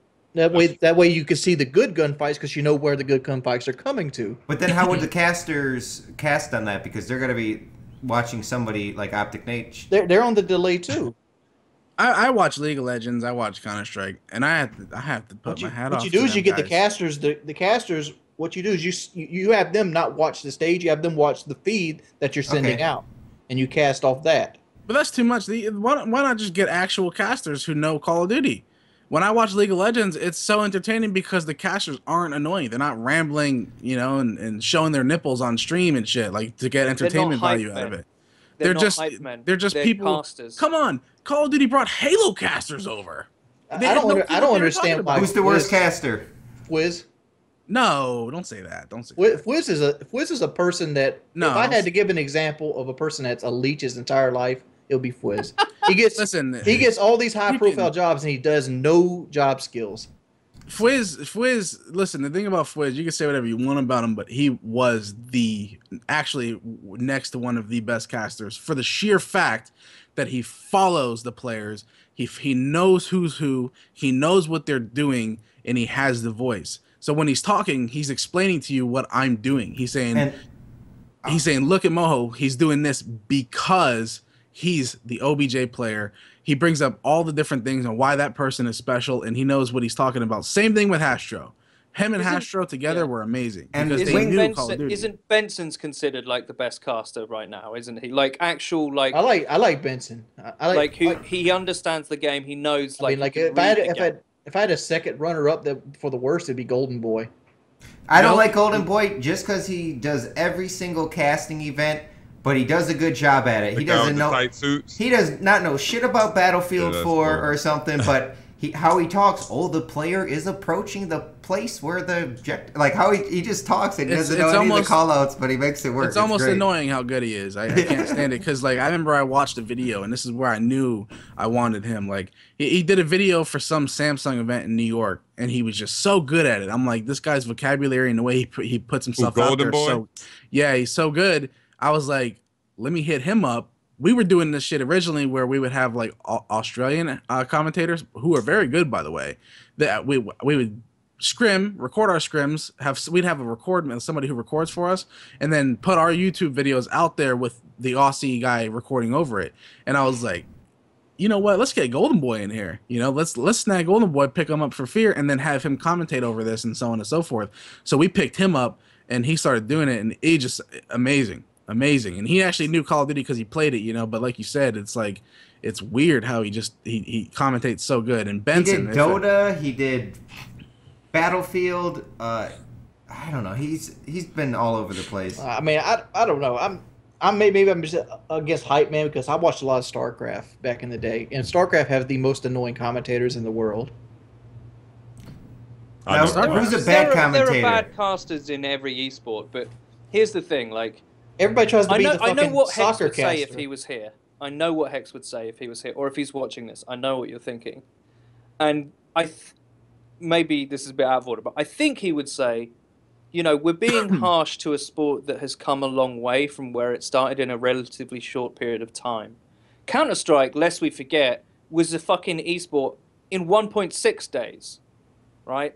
Like, League and Dota, those kind of games have been around forever. Right. COD was an esport in COD too.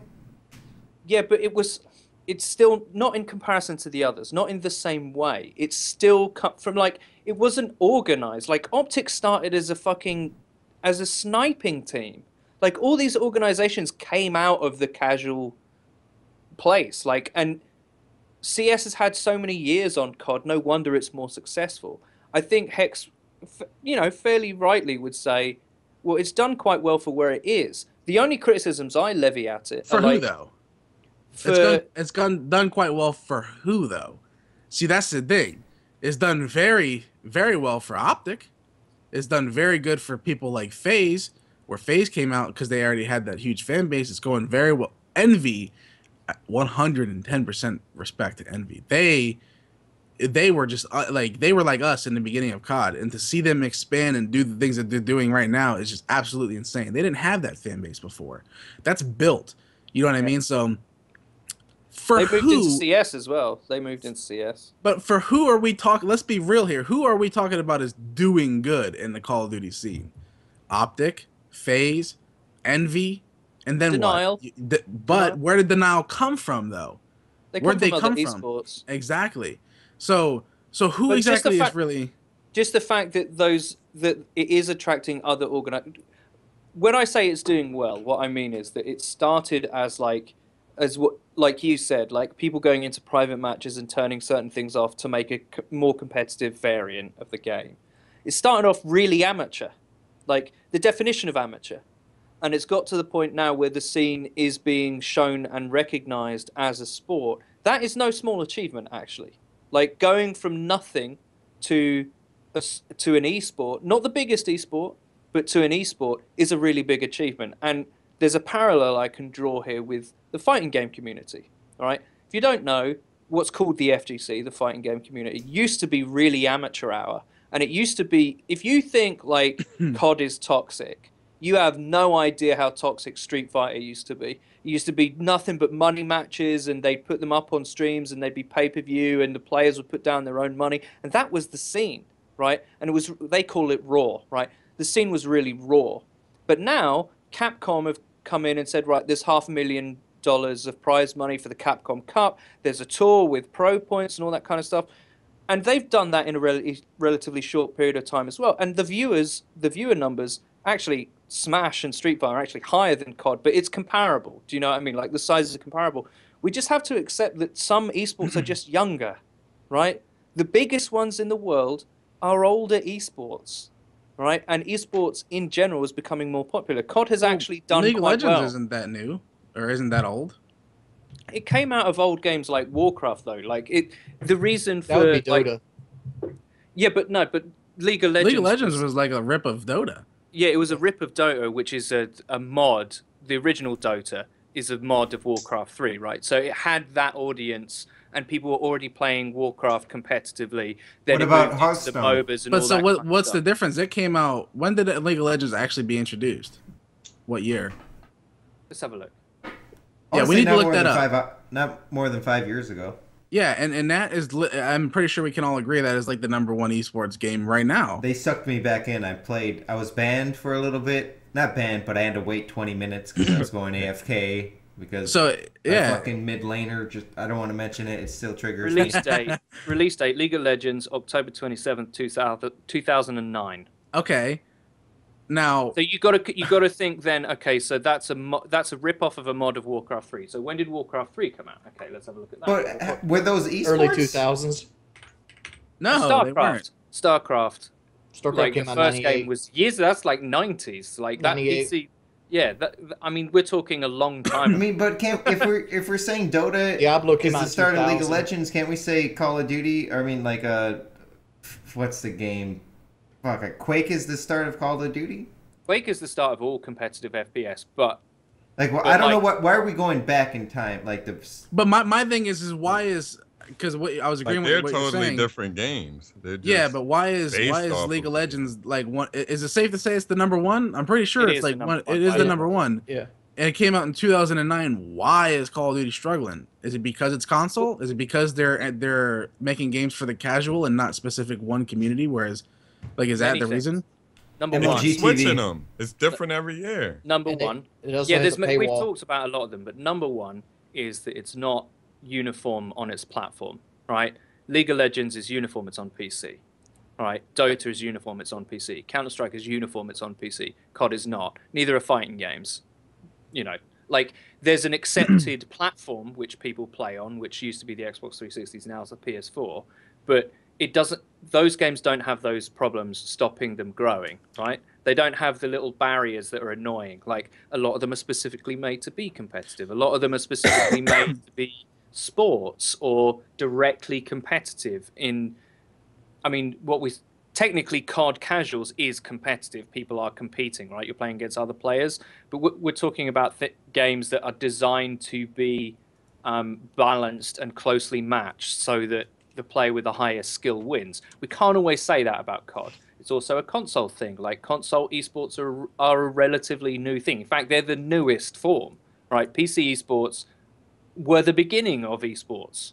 Like, what does console have other than COD and I think the cars? Don't they have Street Fighter, okay, Super Smash Brothers, Mortal Kombat. Let me all the fighting games. Smash Brothers it's a massive esport, dude. I might be drifting in a whole different lane here, but this is because I've experienced it myself. Now, you said Call of Duty. You said Hex is saying you're bashing a.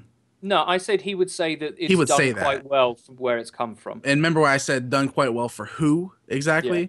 Now, is it safe to say that Call of Duty is biased to who is successful as opposed to League of Legends and their communities and so on and so forth? Call of Duty handpicks who's successful. Yeah, exactly. Because Complexity should definitely have been like that team they pushed, but it was opposite. Now, here's my thing, right? Complexity won how many championships in a row? Like 24? Something crazy. They won everything for a year, didn't they? Let me ask you something. Why was Complexity, right? Listen, why was Complexity not pushed, right? Because it's not a known COD name. Exactly, okay? So when I say, I don't want to come off as like some disgruntled person, but I'm just being real because I've experienced it. I've experienced being pushed to the curb, even though Fear is one of the top brands. Look, I'm not. None of us in this call. We've all experienced it because we got Ollie A to hold over our heads. You got T. Martin. Well, no, that's perfectly fine. But I'm saying, if you look at what I linked you in chat, this is MLG's partners. There's a league with how many teams? 8 teams or so, maybe 12. Those leagues don't even have shirts. They don't even have like partners and so on and forth. We got players up there that are partners. Pomage, Scump. You know what I mean? So when I say this is like, who is it doing well for? Is it doing well for everybody? Because you got to be specific. You can't just say Call of Duty's been doing well. Final Boss, isn't that like a Halo team? Yeah. And are they even? Is that a thing now? They're still playing, right? Like they're still playing Halo, or am I missing something? I don't know if Halo still does MLGs. Like do they have that? Golden Boy was casting that motherfucker. So is Call of Duty's progressive state progressing for certain people and certain organizations because that's where they want it to be? Well, who was it doing good for 3 years ago? It was a lot different back then because organizations weren't as in the position of power as they were then. This is where I can come in and say firsthand, because Fear was one of the best organizations out there at the time, even before Optic came out of nowhere. But I kept it real with the organization. I didn't really sell out to anything, and we always said what was right. You know, we always did what was right. We didn't put players under contracts because who was paying us to play? You know, that's what I was trying to say. Like, I never put anybody under contract, and even when I did put people under contract, they were still leaving. They were still doing whatever. But my point is Call of Duty would be much bigger. Even though that it's split communities, it would be much bigger if MLG pushed the teams and created fan bases for specific teams and so on and so forth. Now, when you watch the stream, all you do is see Optic, right? It's like number one Optic, which 100% you got to give them credit. We're not bashing Optic. We're not saying Optic is the reason. We're saying that Optic is being a lot more pushed than certain organizations when they don't need it. You know what I mean? Like, who's pushing them though? Yeah. In what way though? I do see that MLG Yeah. tweets Optic, but how can MLG really push them? They do control the homepage, I guess, of MLG.tv. Here's what I've noticed is that, and I think this is true. I think if COD competitive stays on Twitch, it's a bigger esport now. You're 100% correct. That's not having a go at anyone. I think right, okay, so in the previous generation of consoles, we saw a very different business model than we see now. We saw the exclusive model all the time, right?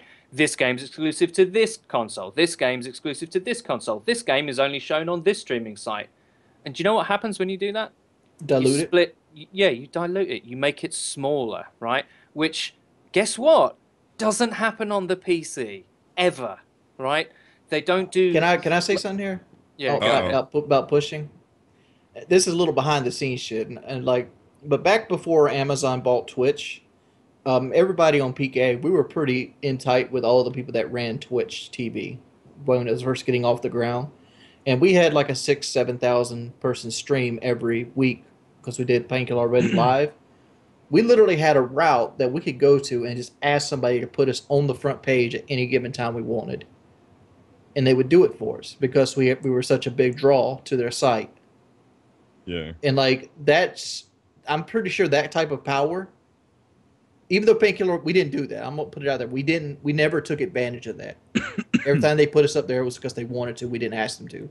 Also, you didn't need to. You probably had the most views on the site. Yeah, you didn't need to. Right, but we had that avenue towards us. If it was offered to us, if we wanted it, and I'm pretty sure MLG probably does the same thing, because people recognize brands, they don't recognize people.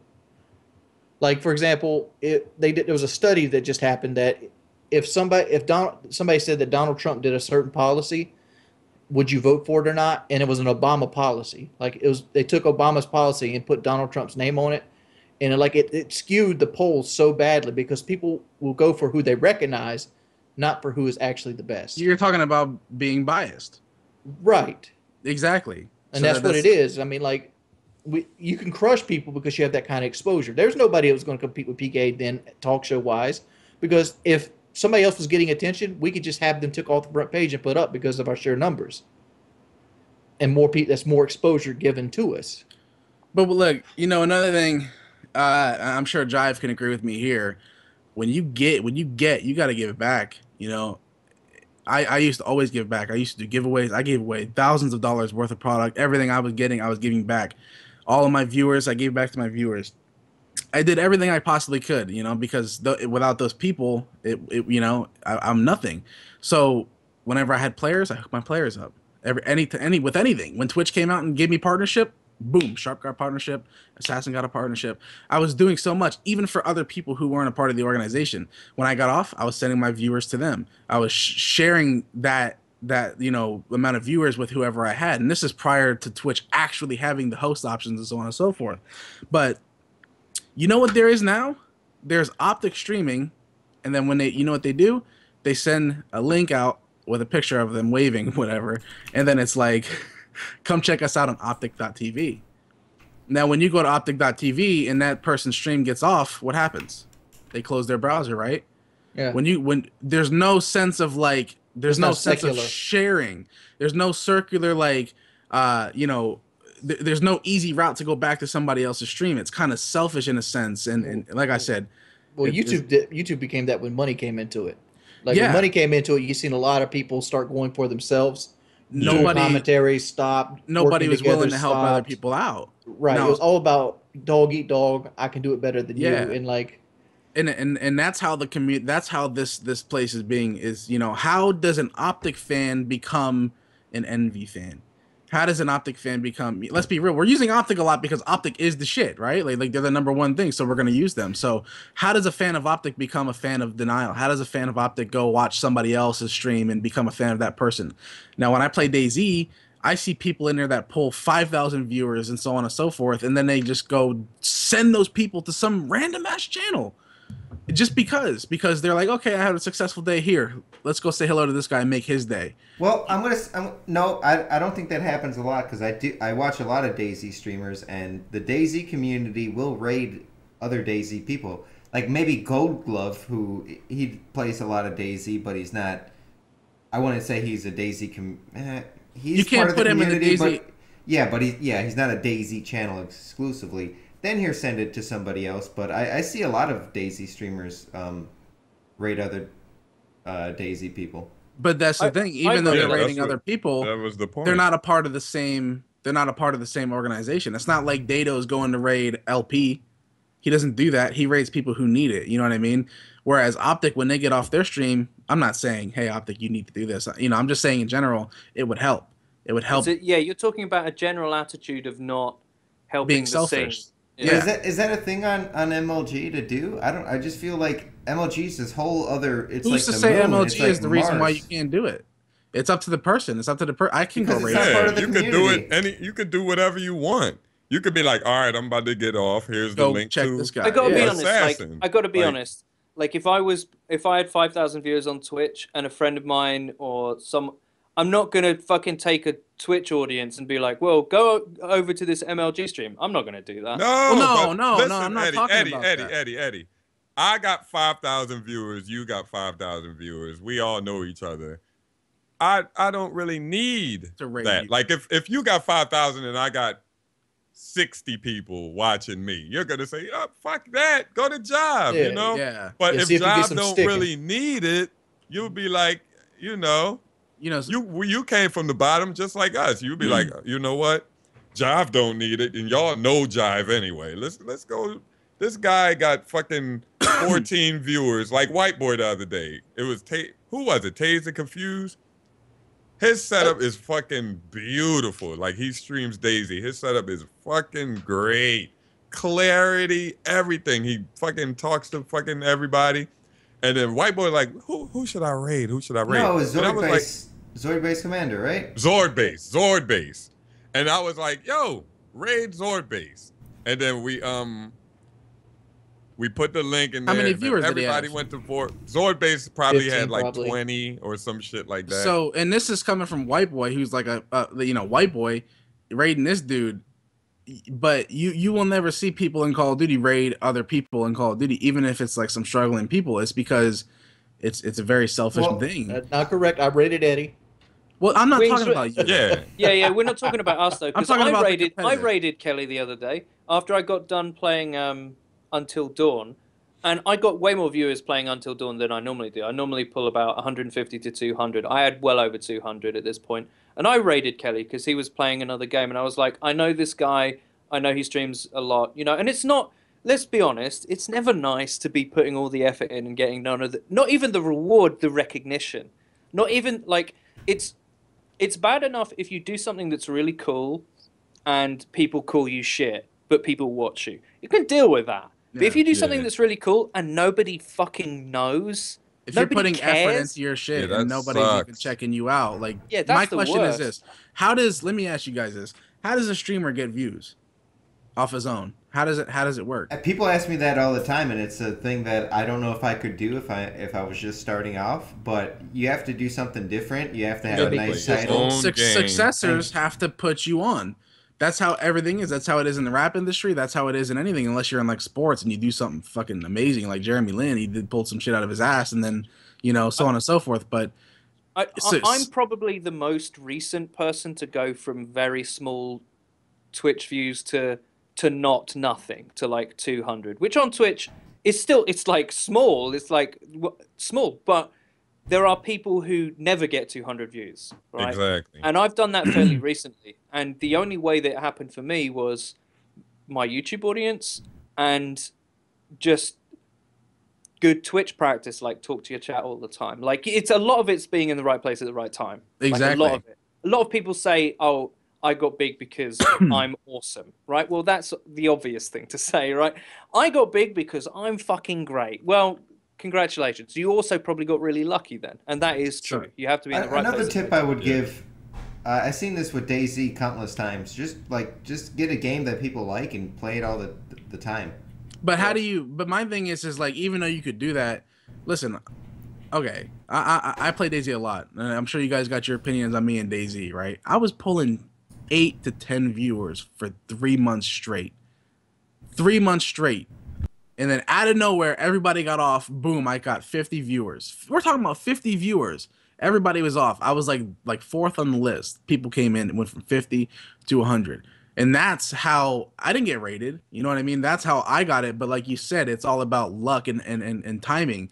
But if you got it like that, why aren't you rating people? You know what I mean? There's some amazing talent out there. There's people out there who are busting their ass and literally green screens, fucking. I can tell you why people don't rate people. I can tell you honestly why. Why? If you send somebody to somebody else that might do it better than you might lose a viewer. Okay, well then you deserve to lose that viewer because Yeah, that viewer but the fact wasn't. is, if you know that, Yeah, why if would you do that? Like, if that's you know what you're that, saying, why like, would you do that? Oh, you gotta because have confidence in your own. You gotta have you confidence gotta in your have own product. confidence. Yeah, I understand How that, can but you- that's the reason Well, it happens. I know personally, me when back in the day, I never collabed with anybody on YouTube, just because I knew that I was on the homepage and that was exposing myself to a lot of people who weren't in the gaming community. So a lot of people knew that I was doing gaming content, but they didn't know about a lot of other people. So I wanted to be greedy in that aspect. But for Twitch, No, but Twitch now I'm rating people a little bit more consistently, maybe once every like week or so, and it's a lot of fun, man. It's to get those people happy and to see their viewers increase. And yeah, maybe I lose some people. Like I lost some people to Julio, and I'll lose some people here and there. But if you breed those people to stay on Twitch and like have Twitch become their entertainment, the key is to create a network. Yeah. The core. This is the truth: is that I know that there's four of us. Jive doesn't stream regularly, but the three of us that do, neither does Geordie actually. To be fair, but like when he does, he pulls viewers. Like me and White Boy and Geordie and Jive all share viewers. All of us. There's about 20 viewers on Twitch that are all paid subscribers to all of us, that follow the show, follow every single one of our streams. I'm like, how do these motherfuckers have time in the day, right? I mean, I stream like for 3-4 hours a day, like at odd times for a US person, like, you know, but okay for Britain.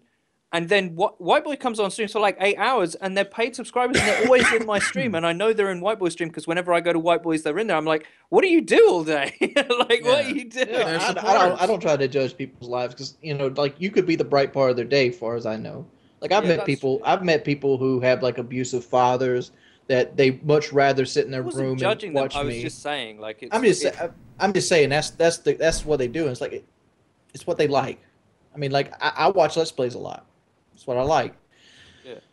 But like I understand what you're saying because like it boggles my mind. People can be like Pomage, for example. People that'll be subscribed to Pomage won't know who the fuck I am. I'm like, I'm a forefather of this shit. I was doing YouTube gaming before there was money in it. Mm-hmm. You know, White Boy's a forefather. He was doing it before I was doing it. But you know, if you got it, if you got it like that, give back. You know, who cares if you lose 10 viewers? You know, I've been streaming for about 2 months straight now, pulling the viewership I've been pulling, and I've rated almost every single night. You know how many viewers I've lost? None. They all come back the same day. Because you interact with them and they know you. I don't lose viewers. I lose viewers depending on the game. You know, the way I look at it is that's fair enough. That's not from raiding though. Like the great thing about raiding is not only are you're helping the Twitch community out, the larger Twitch community, right? But you're also, when you raid a stream, all the people in that chat see who you are. It's and like see networking. like I did it to Orb the other day. I raided Orb because he came on after me. And I don't know Joel, actually. I've never spoken to him. I've spoken to him a couple of times on Twitter. He's got a big stream. He gets like 1,000 viewers, right? But he had like 600 at the time. And I raided him, and I had like 100. It said, Eddie Chump, it came up on his stream, he's hosting you for 177 viewers. Yeah. And he's like, that ain't nothing. Like, being raided for that ain't nothing. And he was like, thanks, dude. And every time I go in his stream, they say hello to me. They know who I am. It's networking. It's networking. A sense of networking. It is networking. And sometimes you got to do that because there's no greediness in that if you raid somebody who's bigger than you because you're trying to network yourself because you already have your fan base. If you have 100, 200 viewers and somebody's streaming for 800, you go raid them, you're going to help him. He's going to know in return who you are, and then his viewers are going to be grateful because you rated their stream, their favorite stream. You know what I mean? So it's a sense of networking, but you don't. It's different for Call of Duty. That's why I kept saying, you know, who is it really helping? Even the casual COD scene on Twitch. Let me just say, like, I know it's very gamer and very internet for me to say something is AIDS, but the COD casual, like the public Twitch scene for COD is fucking AIDS. It is damn absolute AIDS. There's about 3 people that are cool. Pone Stars is one, Ronaldinho's another. I never see him stream. When does he stream? Who, Ronaldinho? Yeah. Ronaldinho streams at like really weird times. He's from like Texas, so he streams late at night. Jordan pretty damn good at Call of Duty and streams. Yeah, no, that's true. When you stream, but like the people that are there all the time that You aren't too like random, people Jordy. that I know. There's another guy, Mr. Junkyard 360 or some shit. He does drunk ops. He does it all the time. I think he moved over to Destiny a little bit, but he did drunk ops a lot. Is Advanced Warfare? No, but it's definitely like, you know, it's definitely not beneficial at all, especially when you got your people going to optic.tv/NateSot. Like, I mean, so they want to sell more ads. Yeah, which is perfectly fine, but at least sometimes, you know, right? I would love, if I had 10,000 viewers, man, I would love nothing more. It would be more entertaining for me to see my 10,000 viewers go to somebody else's stream who really don't got it and see how lit up they get because they get that. Like, I do like that. I usually pick a Resident Evil stream that has like 3 people in it and just drop it on them. But you know, it's got to be some rules to it. It's got to have somebody. It's got to be somebody who's actually putting in work. You know, they got their cam going. They got their streams looking nice. It can't be some dude streaming with 480. Like, and guess what? They're your fan now. Yeah, you know that, right? Yeah. Wings. Oh my God. Oh, thank you. Oh yeah, Wings. Wow. Yeah, you can always expect a donation to you. There's always like a donation the next day or something, or a subscriber like, thank you. You won't even be expecting it. It means a lot. Like, try and remember the last time you discovered a fucking amazing stream through just randomness. It never happens, ever. No. The streams that you find are generally because you want to watch a certain game and you look in there and you try them, and then you find the one that you're like, this guy's the least obnoxious, or this guy or girl entertains me. There you go. Yeah. You got a new stream. Hit that follow button. It's actually very rare to find new streams just totally randomly. Like the people who are streaming COD Advanced Warfare right now with 3 viewers and one of those is his bot and another one is his friend. Like, respect to you, sir, for doing that, because I don't know if I could do that. And streaming every day too. It's not hard to stream with 3 viewers because you ain't got to interact with anybody. But then if someone does come in, they're not going to find you entertaining. If I go, that's where you got to always be on point. Because if I go on someone's stream and they got 3 viewers and they're just sitting there, not interacting, just boring, I'm gonna leave. I'm not gonna say nothing. I mean, there's people who have literally 0 viewers. I just sit in there watching. Yo, there's people who have 0 viewers, and I'll test it. I'll be like, "Yo, what's up?" in the chat. He don't look. It's because he's accustomed to not looking at his chat. But you gotta always be on point, man. You never know who's gonna watch you. You never know what the hell's gonna happen. And there's a lot of people. There was a dude. Me and Sammy raided somebody. No, we didn't raid him. We were just watching him. It was this dude, man. He was like 75 years old.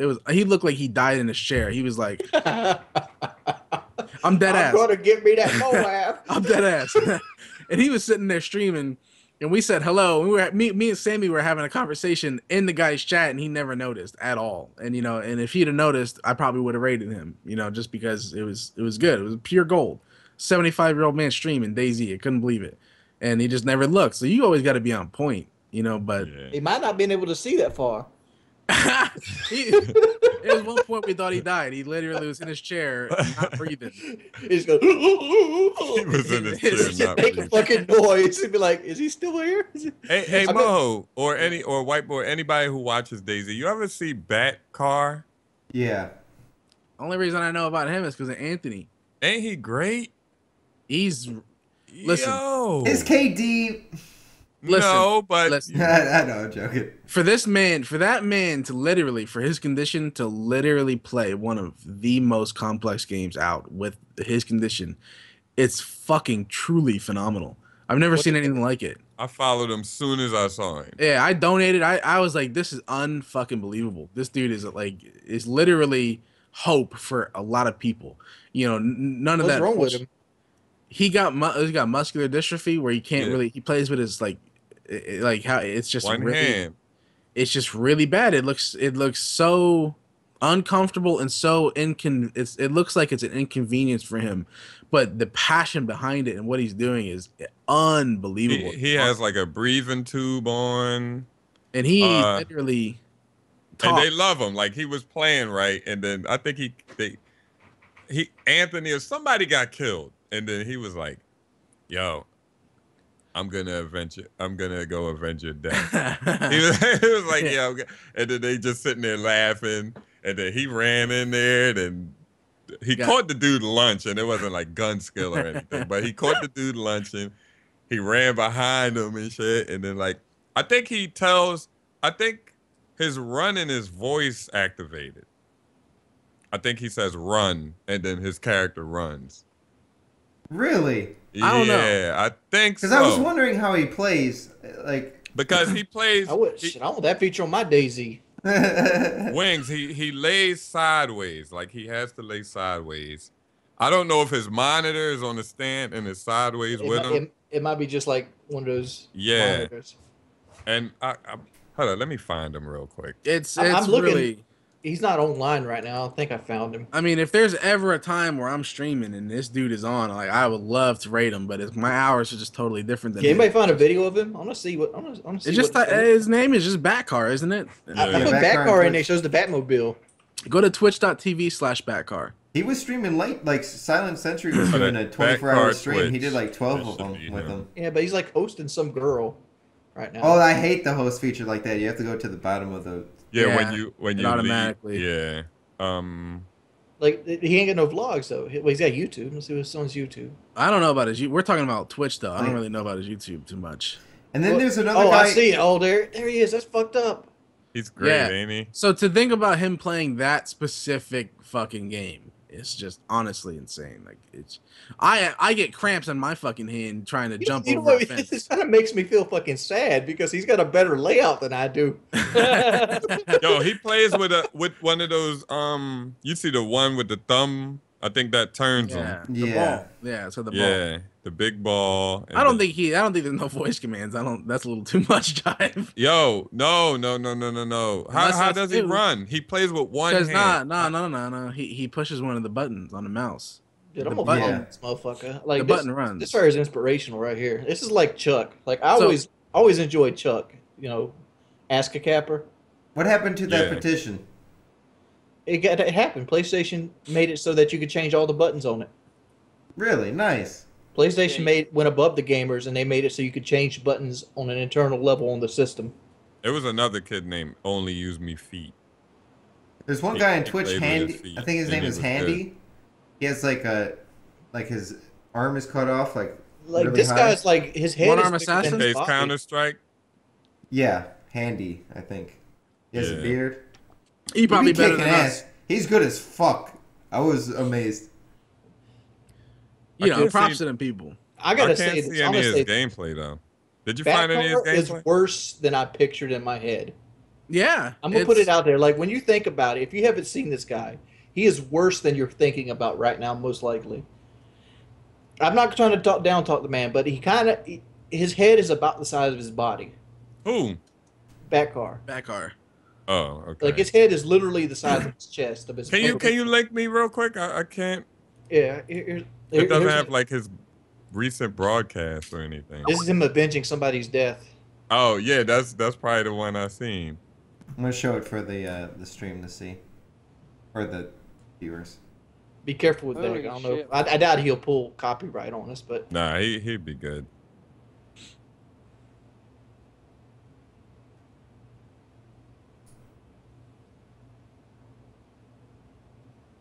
Censored to me though. I'm gonna. Yeah, he was like, I'm gonna avenge your death. They're like, you're gonna what, Batcar? He said Godspeed. But you know, that's got to be fucking awesome for him though. Like I couldn't imagine being in that situation and not have something to keep my mind active. To be able to play this game, even if I was bad at it. I saw him playing, and then he was like with Anthony, and Anthony was trying to snipe somebody, and he'll be like the decoy, like he'll run out there and then like run back and then like do that stuff. Is it back? It's usually not like this on the stream. It's because it's ripped, and when it's ripped, it'd be bad, man. And the thing with DayZ, it's so clunky already, and it's such a frustrating game for like things to happen. I can't talk shit. He's doing better at DayZ than me too. I don't even know what gun he has. He's got all this shit. The worst gun ever on DayZ. Just let the rat go. Last time I played DayZ was the beta. No, you played a little bit with us not too long ago. But yeah, I don't count that. That was a running simulator I played. Yeah, the thing is, I know both Eddie and Wings gave Daisy a try, but I just feel like they didn't give it a try in the right time. Yeah, it was a bad time. They played it when the food was invisible. Yeah, you couldn't find shit. I'm over here fucking like I dipped my big toe in the water and it's like you're completely soaked through. Yeah, it's kind of messed up. Yeah, that is annoying. Right now, it's a lot of annoying. Like we were talking earlier, me and Moho. Like this is the best bad game like ever. I liked it when they had. I like when they kept track of your kills. Like on the mod, you could shoot a motherfucker and it keep you how many times you murdered somebody. Well, the thing is, I read something from one of the devs. They said that they're creating something that's going to track everything. So I think everything that you've ever done is already tracked, and they're just making something to put it out there. I love doing it. I love seeing how many lives I can sit there and take. Because like the zombies are trivial after like an hour. Like at the end of the day, the humans are the real monsters. If you die by a zombie, you fucking suck. Hey, honestly. Well, sometimes the zombies actually do kill you, and like if you get your leg broken or something happens, they can fuck you up if there's a few. But this motherfucker got an iPhone too. Look at this bitch. I'm sure he's not talking about if your leg is broke though. He meant. No, I'm talking about back car. Like you got an iPhone. No, I'm talking about just white boy died by a zombie. Yeah, no, because fucking no. Okay, Jive led a zombie white right boy to is me the as I was zombie drinking. king here, and he's dying by him. I was drinking water. Jive is gonna chase by a zombie, and he takes it right to me, and the zombie gets off of him onto me. I'm like sitting there getting attacked by a zombie doing this stupid fucking animation. Yeah. You should be able to cancel stuff like that. Jive's the type of motherfucker to hit you in the knee when the bear comes after you. You know what game is more what console game is more suited to an esport than COD? Gears of War is more suited to an esport, I think. Gears of War is not suited for fun though. Because the kill time? Exactly. The kill time, the limited respawn, the meta of the weapon versus weapon, the fact that it's got on-map pickups, all that kind of stuff. You got to play quite zonally in that game. Would you say Halo would be better? Yeah, but I think Gears is more... Gears, I think, is the hardest console shooter. I think the skill gap is the widest in that game. No. The Last of Us is pretty difficult. I don't know. Gears of War is all team shooting. That's all that is. I remember Gears of War, they used to just sit behind shit and raise one hand and everybody just lancer somebody like from a million miles away. Like, it's all team shooting. Maybe later Gears, but Gears 1 wasn't really like that because the Lancer was pretty shit. Gears 1 was all shotgun, which took a lot of skill because you could run around the map. You didn't have to worry about getting lasered down. I think they screwed up with all the Gears of War after that one. I played that one religiously. Gears 1's my favorite. I was a huge Gears fan, but they're remaking Gears 1 and Xbox getting flack for it. I'm watching. Well, I'm not actually watching. I'm still doing the podcast, but like in the background on my other monitor, I've got Blame Truth stream on, and he's playing the Gears of War reissue, and I was just like, you know, Microsoft called media biased on that game. Why? Because they didn't get. I think they got something like an 8.1 or something overall on Metacritic, and they said the media was biased to the title release. What, by giving it negative reviews? Yeah, because a lot of people were critical that it was a rehash of a game. Well, really? I hate to see what they're going to say when COD 4's remade. Which will happen. We all know what will happen. Yeah, it's going to happen.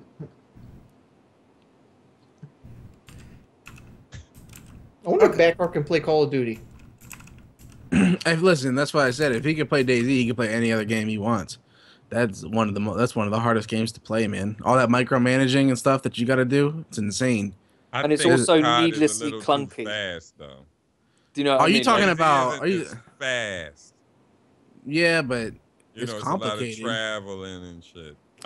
He's got a custom mouse though. Like he's got a mouse with like buttons on the side and everything. That's got to help out. I think he'd be better at Call of Duty than DayZ, just for the sheer fact that Call of Duty would take like 2 shots to kill somebody.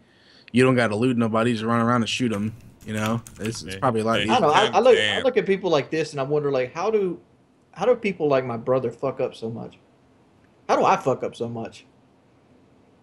Probably you take advantage of, or you take granted of your situation. Yeah, I remember one time I got MRSA, and like I got MRSA really bad. It got into my blood, and like I couldn't walk because where it originated from, my stomach would hit my top of my thigh. so it hurt to walk. And like I said from every point of that day that I would no longer take walking for granted, because like it felt so bad not to be able to walk, and just to go to the bathroom was painful. Like I could walk, but it was just sheer pain. And here I am with my back hurting because I sit in the chair too fucking much. And it's like it makes me feel bad about myself.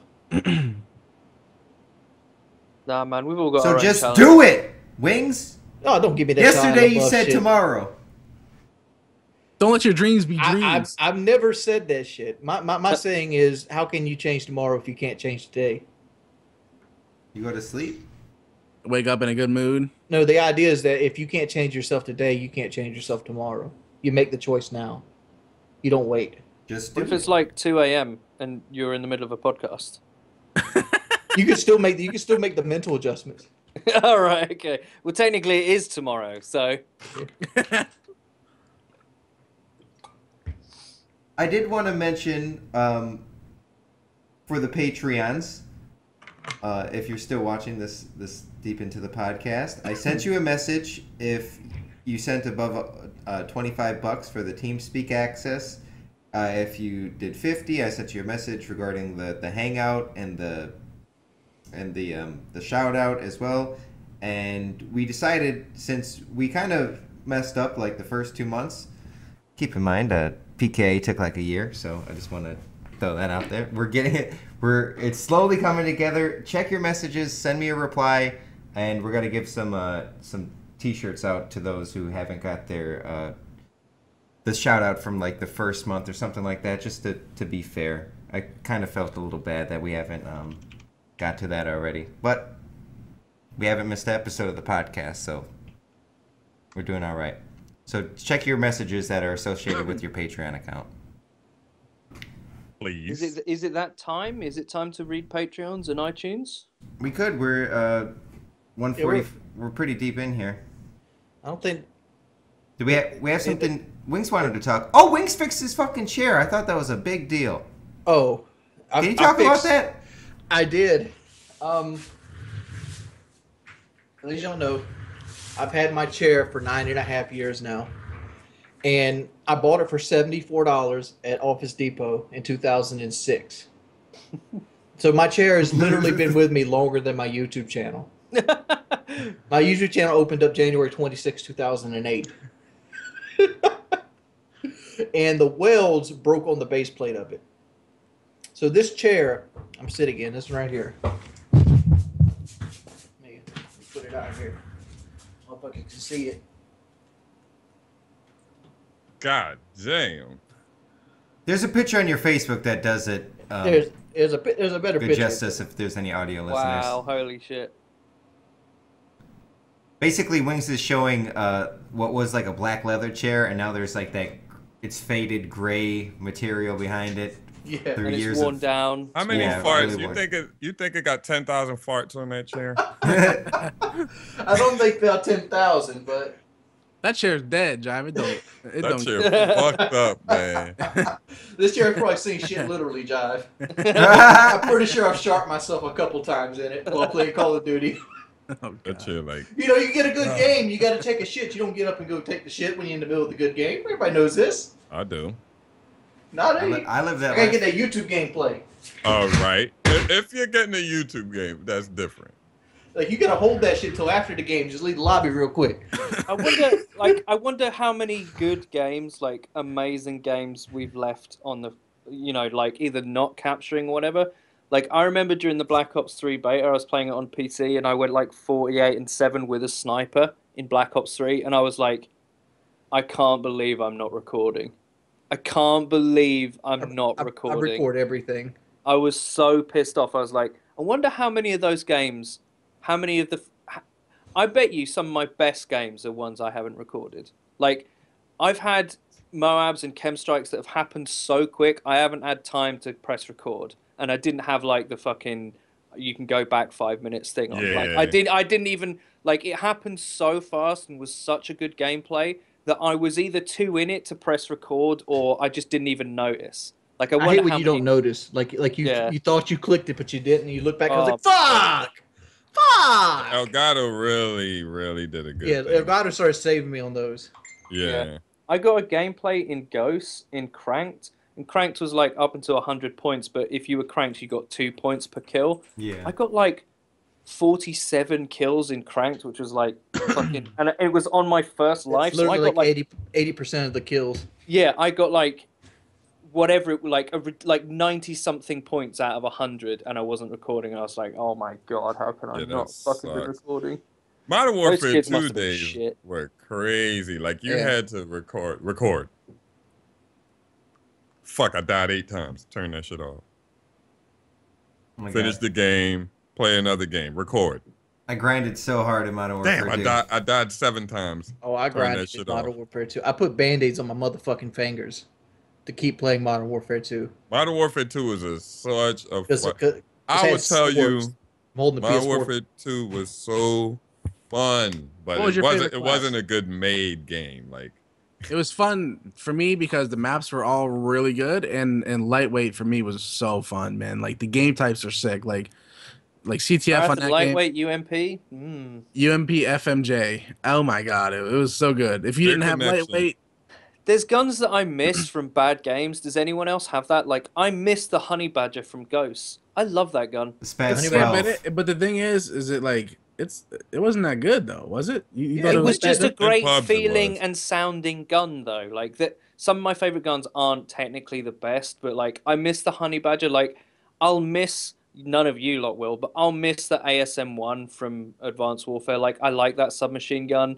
Like I miss the pre-patch PDW from Black Ops 2. Like there's guns that I'll just remember miss that from game to shit. game. I miss all akimbo weapons. The Or mo- DP-28 No. from World at most War. akimbo weapons. The Scorpions especially. I The miss. Scorpions in Black Ops 1 were fucking dank. They were really good. I like the 5.7s 20 in, bullet in each. Modern Warfare 2. I like the Olympia. I miss the who Olympia. remembers the Glocks in Modern Warfare 2? Oh my Glock 18. He just goes through. unbelievable. Oh yeah. They were better akimbo than they were single because the single used to Yeah. just shoot up. They used to But kill legit- you from a mile away. We used to like we got to remember that Modern Warfare 2 like that had the Rafficas in it. Like that was a pocket M16. It could map people It in was one really good. burst. It was Remember the fucking akimbo, ridiculous. fucking The fold-out ones. 1887s. Yeah. Oh yeah, the fucking Gimbos. Oh my god. They were so cool, but they were cool though. Do you know what I mean? There's so many guns from like CODs gone by that I'll miss. They're never quite the same. I miss having I- RPGs. There's no RPGs anymore. They're like some different kind of rocket. I love screwing the fucking RPG into the, top They of the... were in Black Ops 2, no? Maybe. Yeah, Black Ops 2 they were. Jeez. But they haven't R- been since. I don't like the fact that you could shoot them at people. I thought the rockets were only for kill streaks. It should only be something you shoot at kill streaks or like a robot or something. I don't like the fact that you could be like, You don't like Free Fire. there's a person, Pew! Boom, Yeah. he's dead. All right, yeah. And they then- were a lot of games where Flak then Jacket didn't exist. And then in Black Ops 2, I think they gave you like a reward for 100 kills with it. So people were obligated to go out there and get diamond fucking. One gun that I don't think we'll ever see again is the Black Ops 2 KSG. I loved that gun. That gun was so satisfying when you ASG, got what good with was it. that? The single It's the- shot, It's the slug slug one. shotgun. yeah. Doesn't It'll come it- back. all right. That's in all right, Ghost. yeah. Yeah, but it Yes, was and never the Ghost. same. It wasn't. You could put a slug on it. The slugs in Ghost. Why was why shit. is nobody talking about the MP5 from COD 4? Now that's That's Yeah, the that was CUDA. a good gun. That's the CUDA. why Yeah. is that not being introduced? They want to introduce it in all the other new CODs and it's I terrible. mean, it's been the MP5K. It's been in Ghost. It's been in Modern Warfare but 2. it's never, like he said, it's never been the same. It's always like it's just really bad. Like they If just you put destroyed the it. COD 4 MP5 in Black Ops 2, would people use it over the MSMC? No, they wouldn't. See, they put it MP5K. Yeah. Yeah, because the MP5 was godlike. It was so good, man. Like I think they would use it with Yeah, I think toughness. so, I too. think they definitely Yeah. use it. They would use it. They would use both guns. That's why I don't understand why when Call of Duty comes out, they have all these shitty guns. They make one gun that's superior, like in Black Ops 1, the FAMAS, and then they made all these other guns that were like bitch made. They didn't do nothing. is really bad. You're talking about a company that had the MP40 and thought it was a good idea. Yeah. Was asked usually back in Black Ops 1, you can answer this, Moho. Like, I went back and played Black Ops 1, and I used the FAL, and I was like, this motherfucking gun kills in 2 shots. Was that banned in competitive in Black Ops 1? Yeah, 100%. 100%. It was unbelievable. Why do you think that's good that they banned skill weapons like that? Because the famous example is obviously Clayster Black Ops 2. The FAL was also banned in Black Ops 2. Like, do you think that was good? Because I remember thinking about it and looking at that and thinking, well, someone just needs to get better than Clayster with the FAL then, surely. You're literally nerfing a gun because one player is too good with it. It's not that he was too good with it. It's because it was the best gun, and people only really talked about Clayster using it because he was the only one that would use it. Everybody else would stop using it, but it was allowed, so he would use it. But, you know, you don't want a game where it's just one gun, you know? Black Ops 1 was fun. By the M8. Black Ops 1 was fun, but the M8 was a little bit different. It didn't kill you on sight like that one did. That one was OP. We consider that OP. It was too much. You know, it was just ridiculous. And when you got a gun like that, it's just unfair. You could be trying to make a play, and some dude will just hit you with like one shot, and you're dead. Like, it's just too much. Was it ever a one shot even in the head? If you took a little bit of fall damage, you're dead. If one shot from that gun hits you. Yeah, and yeah, all right. No, go ahead. Go ahead. No, I was just gonna say, it's like, it wasn't a one shot in the head, was it? I don't think it was a one shot headshot. I don't remember. To be honest, I never really used it. I think it was 2 shots to the body, 1 shot to the head. It was something ridiculous. I know that. Hey guys, watch this one.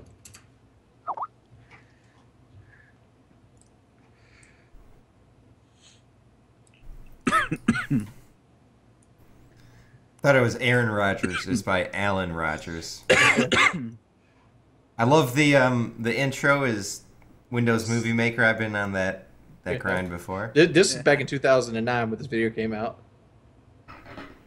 Oh shit! I got to fucking okay, I'm not gonna watch it. It got a movie clip in it. It's all movie clips. Why they keep showing the same guy? It's a guy with the MP40. It says Call of Duty World War Team Deathmatch footage.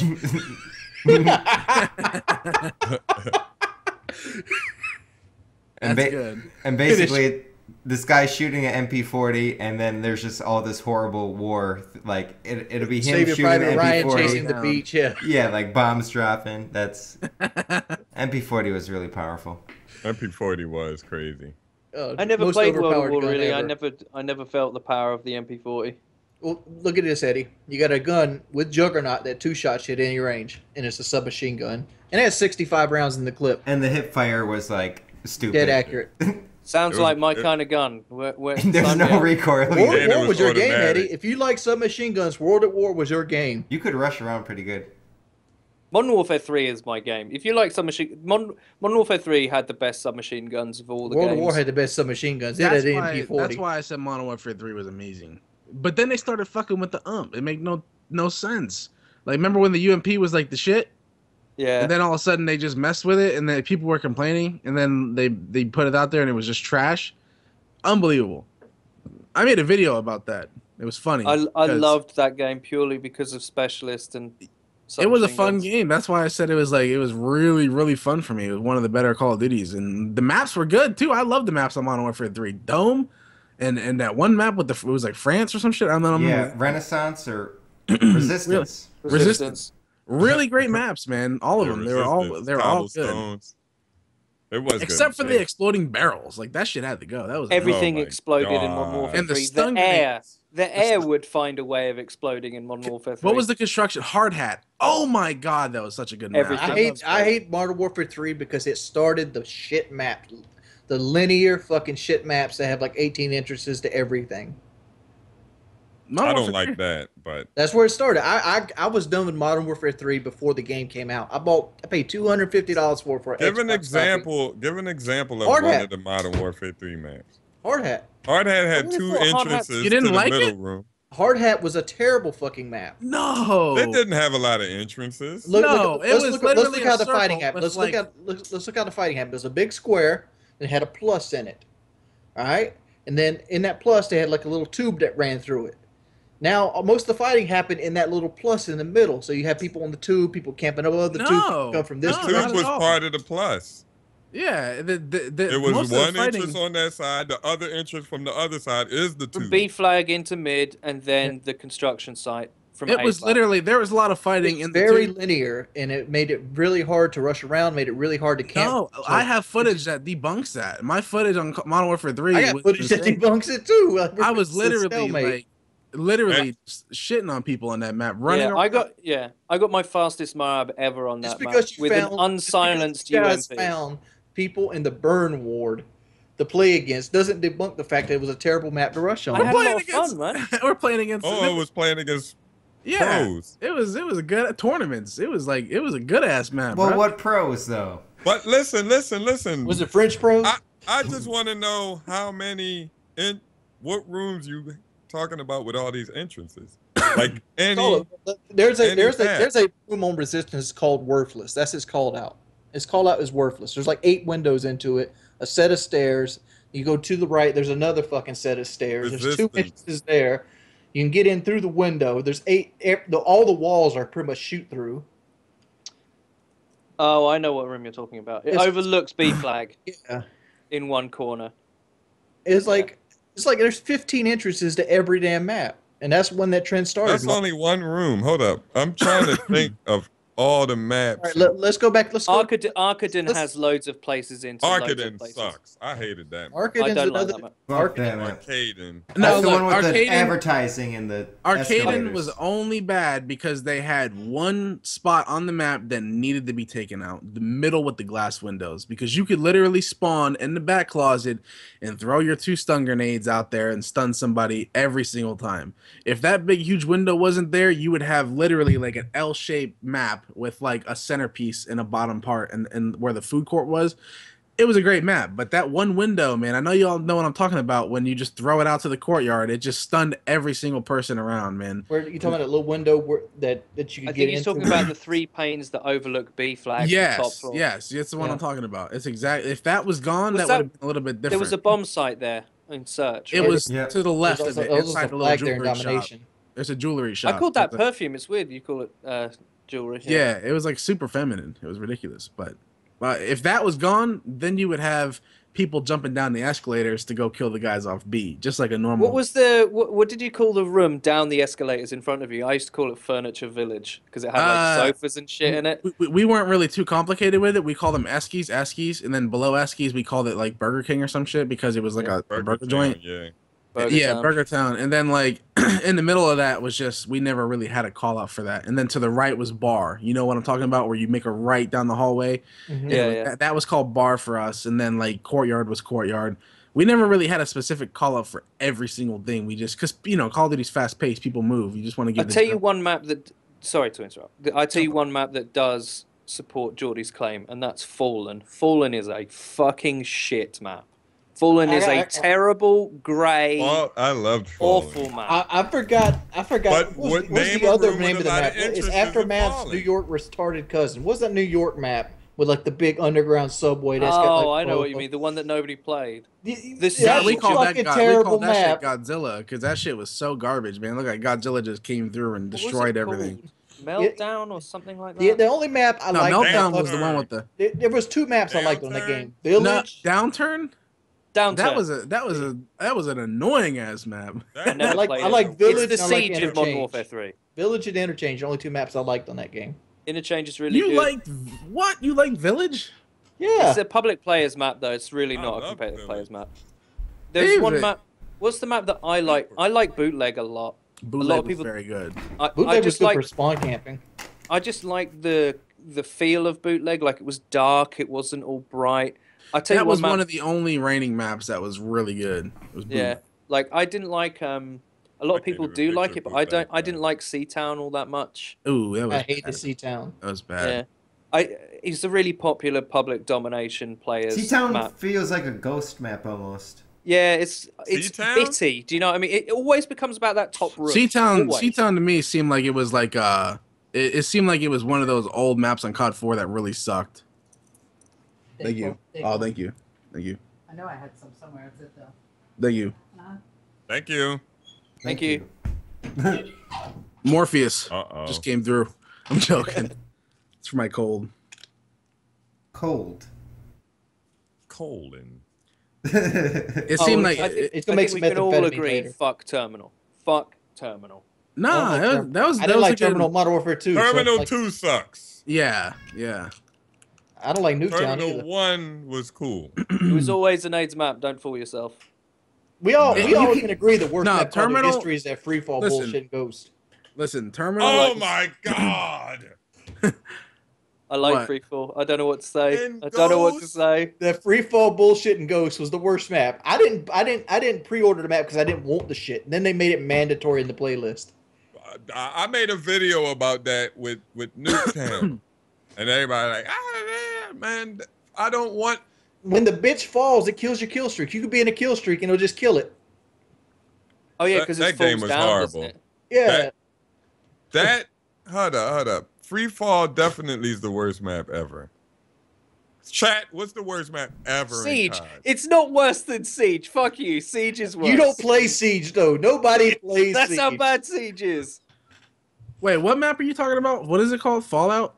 Free Fall. Free Free Fall. Fall? It was Which- so bad in Ghost. Which one was this? Blue. It's the It's one the where it's skyscraper the falling. building sideways that's falling down. It had a glass tunnel all the way down one side. Okay, Everything who- is the same color. It's blue. Who liked Y'all- that map?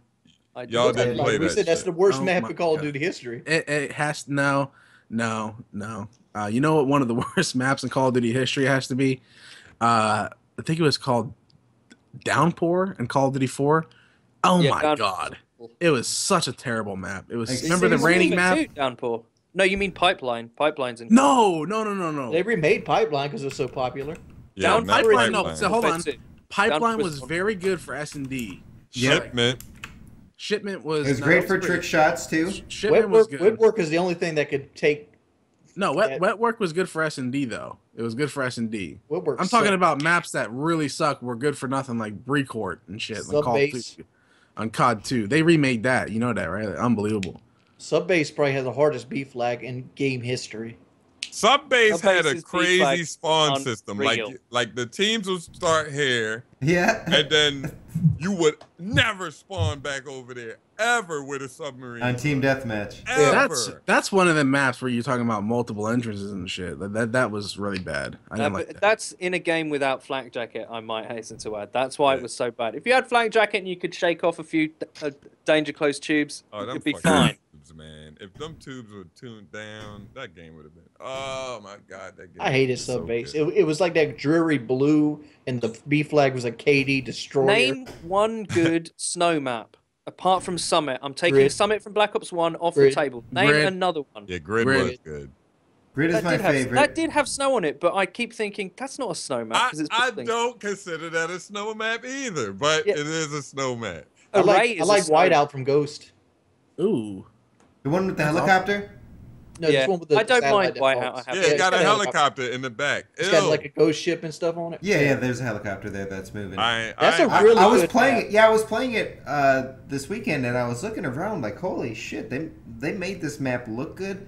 I don't know if it plays as well. I ain't like it's that kind map. of it's kind It's of just so beautiful. It's probably it's the a best re- looking map in Call of Duty yeah, history. it looks great. You got to get the you can hear the sea horn off in the back when you're up there near the crab shack and stuff. It's The best looking COD map of all time is a Black Ops 1 DLC map, and it's a remake of a World at War map, and it's a golf the course. golf course. Yeah. That is the best the looking best COD looking. map of all time. War That's a War had the great best looking maps, map. period, though. What That- about that- what that was about my the favorite. old classics? What about number one? I thought was the all-time best map ever created for Call of Duty. Crash was one. And what about Firing Range? Firing Range was really dope. Firing Firing range is range really was up there. I think Firing Range Black Ops 1 plays better than the Firing Range in Black Ops 2. I also think the COD 4 Crash is better than the Modern Warfare 2 remake of Crash. Yeah. I think the best Black Ops 2 map is probably, I would consider it the best COD map ever made, and that's Raid. I think Raid is a almost perfect map. I tell you another Almost map I perfect. hate. I hate Behemoth from Ghost. Oh, that's the oil rig, right? That's a DLC. Yeah, that's Yeah. terrible. Who was a remembers terrible Silo from? Was it Black Ops 1? It's Black Ops 1, yeah. What's Silo? What is Silo? Can you describe it? It was Si- like a, Silo is like, it's like a valley. On one construction side, yard. Yeah, on one side, in the middle, you've got two very large silos. And there's a flank around the outside with like a forklift Like there as cover. bulldozers and There's a shit big on- building in front of you with a window in it. And then across from that big building, there's another big building with a top gallery window. And on the outside, Oh, I remember. I remember. there's like Yeah. construction tubes and everything. And a tower where snipers like to go. I forgot that Wasn't shit it even one existed. high ass tower down there? Yeah, yeah, yeah. Eddie? That's Oh, yeah. that tower was so high, like. I tell you what is another great looking map from Black Ops 1 is Kowloon. Kowloon was a great fucking looking map. Yeah, Kowloon was a good map though. Period. It was like real gloomy. Yeah. Yeah, it was fucking great. Black Ops 1 had a great atmosphere. I loved Black Ops 1's atmosphere and art design. I thought it was fucking great. What was that? A lot of people made fun of the color scheme in that game. I thought it was grossly unfair. I thought it was fairly colourful. I think Kowloon was like on a high. Rooftops, like in like On Oh, Shanghai. Yeah. And it was okay, I know what you're talking nighttime. about now. I like the Area 51 map too, I know what you're talking about with the blackbird down the middle of it. yeah. Oh, that was a exactly. cool map. Yeah. Yeah. Yeah. What about that? I think it was Black Ops 2. It was so fucking bad. It was like a big, huge map with a plane broken in the middle of it, and on the side you had two little valleys where you can come left and right. That's It was just- Scrapyard. No. It was Oh, like Afghan. a big. It was like no, Afghan. not Afghan. I'm talking about Black Ops 2. Afghan Oh. was like It had the Modern Warfare. minigun. Oh, you're Oh, that's minigun, Modern big Warfare bridge. 3. On the preview when the game was first coming Yeah, out. he throwing the spikes and shit. What map is that? That was Oh, awful. Turbine. Yeah. Turbine. Oh, That my is a piece God, of shit. I kind of take that. I think You said airplane that threw me off. That's the turbine that fell down. no, but Yeah. there No, there was is a plane in the middle, and snipers go There on is the a top of plane. it and trick That's shots. a turbine. Yeah, yeah. yeah. That's literally a windmill that fell down. That's not a plane. That's not That's a No, a it is a- plane. That's a That's plane. a windmill. Hold Plane on, hold on. Let me look at it because I never really looked at. That's I a just saw plane, windows in man. It's not a plane. It's not Is a it plane. turbine? It's literally It's- a turbine. He's It fell right. down. He's right. I think God he's damn it. That's not a plane. No, it's not a plane. It's one of those windmill things. I thought it was a plane. You got me thinking about all kinds of planes and maps like Afghan. There's that one DLC map from I Modern Warfare always 3. thought it was a plane, but I never really saw wings or anything. But Yeah, because it was Crash. You never knew, but you My- know why? Because every COD has a map with a plane in the middle of yeah. it. I want to say Come on, W- you got to camp a little bit more. You got to look at your environment. There's times when I can't find nobody. I'm like looking at the scenery. I'm like, oh, this guy wrote shit on the chalkboard. You saying white boy about WMD? Yeah, I was gonna say WMD is another good snow map, and I It think was Black. actually very good. Does that Where were count, you? though? Were That's you not not here snow when we map. just said that? No, I was thinking No, of said another Grid. snow map. Said You guys Grid, said so- Grid, and Grid is my all-time favorite map. I I said think. WMD though. You said Did we? WMD? No, I don't think so. You said Nice. you guys mentioned Oh, it before. you know what? I was thinking WMD when they. What about said that flood map in Black Ops 2? The one where it's like there's not water in it, but there's like it looks like Hydro, it it's called. no, Is no, that the? no. Is that It's the like one in where you city. could like? Is that the one where you could like fucking sink in the water? No, this one's in the city. There's no water in it, but it looks like it had been flooded. Oh, it's set in Pakistan. I can't remember what it's called. in Black Ops 2?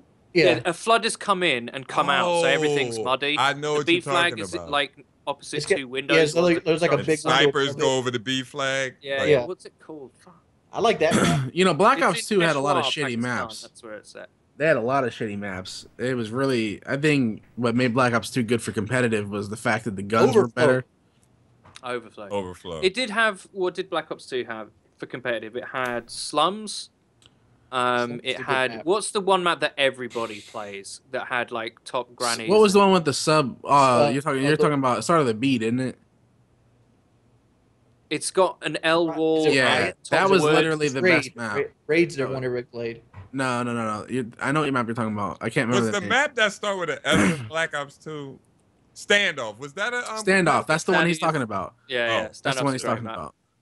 I like that. Yeah, that was a good I love map. that Standoff was a remake of an older map. Though. Standoff literally resembled a Call of Duty 2 map. It literally resembled it. That's if they made maps like that, Call of Duty would be a lot more fun to play, in my opinion. Standoff was a remake of a Call of Duty map. I'm pretty sure.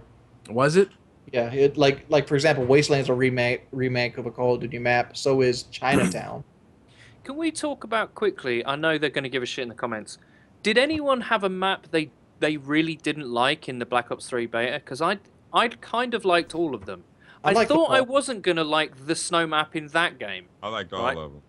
But I liked all of them. I didn't like Hunted at first because I don't know. Which one is Hunted? I don't. The know. one big where you bridge swim. underwater. I didn't like glad- that I'm at glad first. you Oh, I finished love the that question. man. It grew on So I was me gonna be though. like Block. I hate Block. Yeah, I did. I kind of liked all of them. If they're gonna be like that, I think I can play it. See, Wings, I miss Block. If you guys don't remember How do you Block, miss Block? I miss, and here's why. I'm here's with why. White Boy here. Here's why. Block. Well, first of all, Block is a COD 4 map. There's a statue in the middle, right? Two big apartment complexes on either There's side. like a pool way in the fucking back, and they're like, Yeah. No one ever went in ever. Yeah. So I like that because it was a perfect example when Call of Duty sniping was actually sniping. Where Yeah. you could there's four, like, if you're in a sniper spot, there's like 3 different spots where people could snipe at you, and you were just peeking up your little head over the cover, and then that's all you could see, and that's all they could see, and you would actually snipe. Another good example was Crossfire in COD 4. And I feel like Is that the one with the tanks in the middle and the tunnels underneath? Like No. Crossfire It was is like literally like a downtown area, and then there's It's like a a big ramp Z. all the way up. There's a It's the like longest, a big Z. Yeah, the longest engagement in It was Call one of the Duty beta ever, I maps. think. It was a beta map. If you've ever played it, there was Crash, that one, and I think Overgrown. Yeah. See, I just feel like an Overgrown's another map you can snipe like that. I just don't feel like the sniping is the same in these CODs. Like, now sniping, what I do is I go in, like that map Hunted. I would go on either side of the bridge. I would go on either side. Like, there's the bridge, and then there's another side where you can kind of cross the map. the back route. Yeah. Yeah, The windows. That's how you snipe now, and it's not the same. Like, people would never that's where have you a miss- chance. Oh, That's where you're messing up, White Boy. What you should have done is you should have stood in that window above B and not look out at the B flag, but look back toward the door, because Yeah. people funneled into that door, and Yeah. pretty much all you do is shoot somebody went into the doorway. But still, Here's- that's not the here's same one map. sniping that I miss. I know what you mean. When I first started playing COD, I used to love playing block and counter sniping. COD 4 was great for that, right? The playstyles were still, they weren't all, everyone wasn't always doing the same thing, run around, kill people as quickly as possible. It was kind of different. One map that none of us will miss, I guarantee you, if any of you say you like this map, I will be shocked. And it's one map that fucking David Vonderhaar said was made for snipers, and it's a Black Ops 1 DLC map, and that's Berlin Wall. That map is a piece How of was shit. it made for snipers? That exactly. How was it? Because it. It was like like a- well, a you search can and snipe each destroy, other but like from the it's not holes the in the worst wall. map in the world. Berlin Wall terrible. was weird because there was a middle area that was out of bounds. Like, if you Remember went when into it, you would fall get in the shot. middle, like, You would get shot by an automatic sentry. They had radiation before, but it's never like this. Berlin Wall, I like for one reason, and it's really good on mini games like Sticks and Stones and Gun Game and stuff like that. It works really well because they cut off part of the map. I got a 7-man knife opening route one time, and that's the only reason why I'm going to say I like that. One of my best COD songs was dropped on Berlin Wall. That's about it. Berlin Wall stinks. I was knifing so much. I gotta find this clip. I was knifing so much when I was looking in theater mode, I missed a knife. Like, one of the knives just didn't register, but I got the kill. Like, I stabbed somebody, then I went to somebody else, but I was still in the animation. What's the name of that video, White Boy? I gotta find it. The name of my video is 12,000 subs rap, I think. I don't know. Did we get any Patreons this week? We did. We got 5. Yes. I did see a few comments when I was looking at it. Wings, you Let's, got? let's go ahead and read this. All right. From Timothy Adams. He has a nice, lovely picture of Buck Angel, who magically looks like Eddie the Chump. Oh, we gotta ask Moho the question. Oh, we do have to ask Moho. And the we question. gotta show him the pic. Do we show him the picture first, or God, y'all handle that shit? I think we got to show him the pictures. I'm going to show the podcast my 7-knife streak as you guys are doing. Okay. All right. Fear Moho. You're going to Google this yourself, but you got a choice, and you got to have sex with one of them. Do you have sex with Buck Angel, Buck as like Buck a deer, Angel, or do you have sex with Bailey J? And you got to Google that shit right now. I have to Google them in type different it in the tags. chat. Type it in the chat so I Okay. know. All right. and it has to be like one You of them. gotta choose one. You got to choose one of them. Would you rather have sex with Buck Angel or Bailey J? None of your prior arrangements matter. Different tabs. Why are they dudes? Are they dudes? Am I seeing shit or what? It's unique. It's the opposite of what you see. That's basically it. One is a man with a vagina, and one is an attractive woman with a penis. And you have to have sex with one of them. Make your choice. Okay, Choose so the wisely. bald dude is a guy with a vagina. Yeah. Yes, it's actually a girl. That's the bald girl. dude is a chick. It's a fucking girl? She started her life as a girl. She's legitimately. And this girl has a vagina too, or she got a big ass penis? She got a penis. Don't that nigga look like he'll fuck you up, Buck Angel? I don't know if it's a big penis. Bro, I'm about to make my Daisy name Buck Angel. That's what my Steam name is. Is there? Hold on, look. Can I ask you this? Is there a right answer to this? Yes. Is there? There's a right answer? I think I gave depends. the right answer. I'll tell you after you answer yours. I mean, it's fucked up. Like, it's obvious. Like, I don't know, man. This is weird because it's like it's mind like boggling. Like, do you go for the actual girl so you consider yourself straight, or are you attracted to the female figure? That's the hardest fucking part about it. Like, how can you? The female has a dick, yo. Yeah, but And like, tits, though. But it's hard. Like, I don't. You gotta go with So Buck. you gotta go with Buck. You going See? Buck Angel? You gotta go with Buck. I mean, there you go. Buck getting fucked, man. Buck gotta get fucked. listen, hold on. But hold on. It is a girl, right? Like Buck Angel. It is a girl. You can look. There's pictures is a of it. You girl. look it up. It's Look a at girl. Buck Angel naked. Out. You just fucked me up with this shit.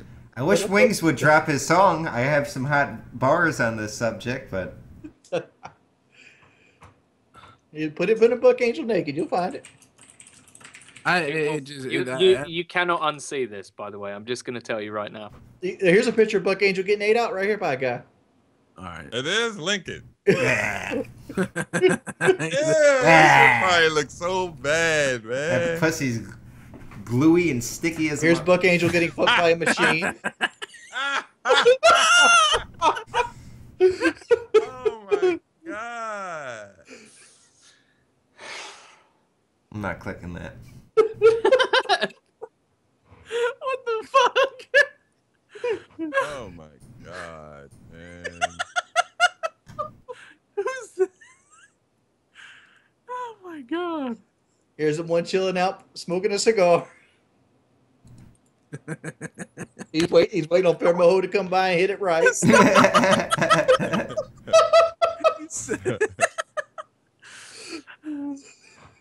Yeah, that motherfucker eating that pussy look funny as shit, man. That's fucking disgusting. I can't remember what Hex said. What did he say? Which one did he choose? X picked Buck Angel as well. X pick Buck Angel. You gotta, Everybody, I think. Who else we have on here? Hex. Is it just me and Wing? Wait, Eddie I wants. picked Bailey J. Yeah, Eddie, what was your answer again? You want I a can't Bailey? remember. I don't think I cared. I like. You didn't care. Oh, what a convenient. Oh, not the care. No, I can't remember. Like, I'm not. Like, if Okay, I had a gun to my That head. was episode 1, right? So, Yeah, it's like it's a long time ago. Like, See, I that's can't remember. weird. Like Buck Angel sucking his dick with a condom on. Look, you gotta look at it like this, man. I mean, if you gotta think about it, that means you don't want to be, called gay and shit.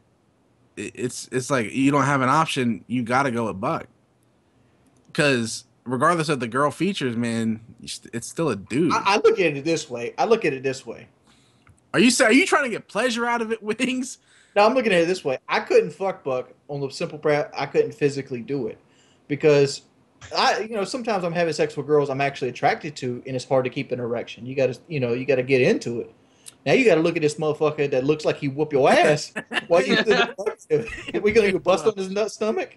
His stomach's like chiseled like a apron. But it's still a female, Like, I mean, you couldn't really lose dignity. Like, I think if you fuck Bailey J in the ass, you're not gonna really notice. Like, if we're talking like yes, you anal will here, like, notice. It's you're not in the same place. What do you mean it's not in the same place? It's not in the ass ain't in the same place as the Do a pussy. doggy style. You just close your eyes. Yeah. Okay, but you could close your eyes with Buck and still be. Well, you don't then have you to. feel- If You you gotta actually hear. open your eyes, you don't have a guy You with a gotta hear beard it. looking at you in the face. Oh, You gotta hear it. Who the fuck be touching the face? Yeah. While fucking them? Bring your fucking- You never Turn lay your him on the head back. back, you put that leg up, and you start hitting that shit right. What the face And got it's to all do with hairy, anything? the legs You are never open hairy. your eyes, you look at him in the face, and he'd be like, it looked like he's got Miller Lite breath. Don't open your eyes then, like you Yeah, said. don't open your eyes. At least. Don't whatever you do, look in her eyes. Yo, who the fuck touches the face though? Like, you can't do the choke stroke though. You might touch a little beard and shit. What if she's smoking a cigar while you're having sex with her? Well, put that shit out. No cigars in here, man. All right, let's do at least a couple of these Patreons. We can't miss this week. But my boy Timothy Adams has a nice, sexy picture of Buck Angel here. Hey guys, White Boy and Eddie might know me from the Twitch. I am Discreet TV, but I love the podcast and I love all that you bring to the show to make it what it is. But Wings, I'm glad to see you're happy with the new COD. I love your content from the start and the Let's Plays, watching Metal Gear Solid right now, and all of the real life and COD content. Glad to see you're enjoying YouTube again. Lastly, here's a pic of my babe. That is Each place, Buck thank Angel. you for the support. You know, people actually been trying to reach out and get Buck Angel on the show. That would be so awkward. Stop. Yeah. You can't have Jive on the show. I won't be on here. They be like, you, John said, "Little fuck you." I'll be like, You know I'm doing it. I'll point that shit out. I'll be only like, because you a girl. I'm just, Josh said he dick brandished you a little bit. You down for that? what? He come on here and say, "I love black men." I'll be like, I don't think I'll do the show. You gotta come out absent that show. Yeah, I don't think I'll do it. Okay, we got it from Casey Cisse. Carrie, it's Carrie Cisse, I'm sorry. Hey What's up, guys, Terry? been a Patreon for 2 months straight. Been watching since day one. All the hosts are epic. 2 questions. Would you consider going to a meetup in London one day? And do you think any game releases have the potential to become instant classics? Any game releases coming out now? Yeah, Come- Fallout 4. Fallout 4 Star being Wars has potential just because it's Star Wars and it's a FPS on console, which are the market is It's kind of third looking person for something. though. No, it's not. Yes, it No. is. It's It first is. person too. It's third person to first person. That's not fair. It's third Yes. person. Is it literally third person aim down sight first person? Are you It's- sure it's not third person it's for like? third- It's It's third first person. person. You can Battlefront has aim always down been sight third third person, and you could aim down sight first person. Oh, so you can just switch it. Yeah, I Okay, don't see. think I'm gonna like that. Well, as long as you get a choice, it don't I matter. didn't know that. They didn't show. No, Listen, the listen, first listen, person people are motherfucker. gonna get seen first. If I get to get a kill streak and then I get to play as Darth Vader, I think I'm going to be all right. Yeah, you do. I don't know about I all think that you now. do. I hate third person shooters. That's kind of. Are you sure? I'm positive. it's They had. third person. Yeah, you're You absolutely like right. Resident Evil? Hang on a minute. no, Well, no, that's not a shooter. Resident that's Evil's not not a shooter. That's though. not like a competitive shooter where you're facing other people. That's a. Like that's I a- love Imagine if it was. SOCOM, but It would be the most awkward shooter ever. Well, What? Resident hold Evil on. 5. Is it kind of like DayZ though, where third person you don't really have the sights to really shoot and you can see things, or is it like you could shoot the same as you could shoot in first person? Because there's a big difference there. I don't know. But I'm sure you can aim in third person, like SOCOM. Like SOCOM had it where you can aim in third person, and you can aim in first person. But the people who are playing in first person 100% are going to be getting fucked up. They are. That wasn't like a thing though, was it? Like until like the later SOCOM's the first person thing? Because I don't remember it being. No, SOCOM 2. I used to play SOCOM 2 religiously. That was my game. Me too. Fish Hook was my favorite map, blah, blah, blah. And first person wasn't used because third person would fuck you up. If you run around with first person, you can't peek walls. Like the wall is fucking right there. But if you're in third person, you could be like, yeah, here come this dickhead coming up. Oh, brrr. You dead. That's the same shit I do in Fallout. Yeah, it's gonna be like that in Star Wars. That really turned me off. I'm gonna play the beta. If I don't like the beta, I ain't worried about it. I'm definitely gonna play the beta. I'll play the beta anything. All right. As long as it ain't gay. Moho, So- wait, hold on. What do you think about DayZ? Is it better in first person or having both the option of third person to first person? Because I just feel like DayZ would be a better game I think so too. if it was only in first person, but at the same time, it's just so much better to be in third person, like running around. It's better because you want to see your gear. You want to see the stuff that you have on, you know? Yeah. But if they said, you know what, fuck it, we're going first person, I think that'd be the smartest decision they've ever done. I think that would be the number one thing that they should do is make it first person only. Moho. Because when it, yeah.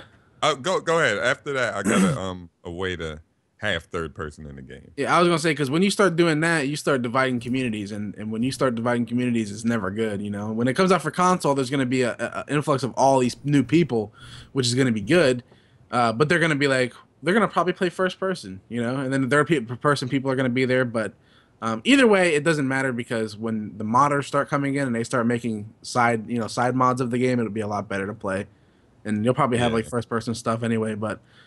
But if they came out with a patch tomorrow that was first person only and got rid of third person, I wouldn't be upset. I think that'd be smart.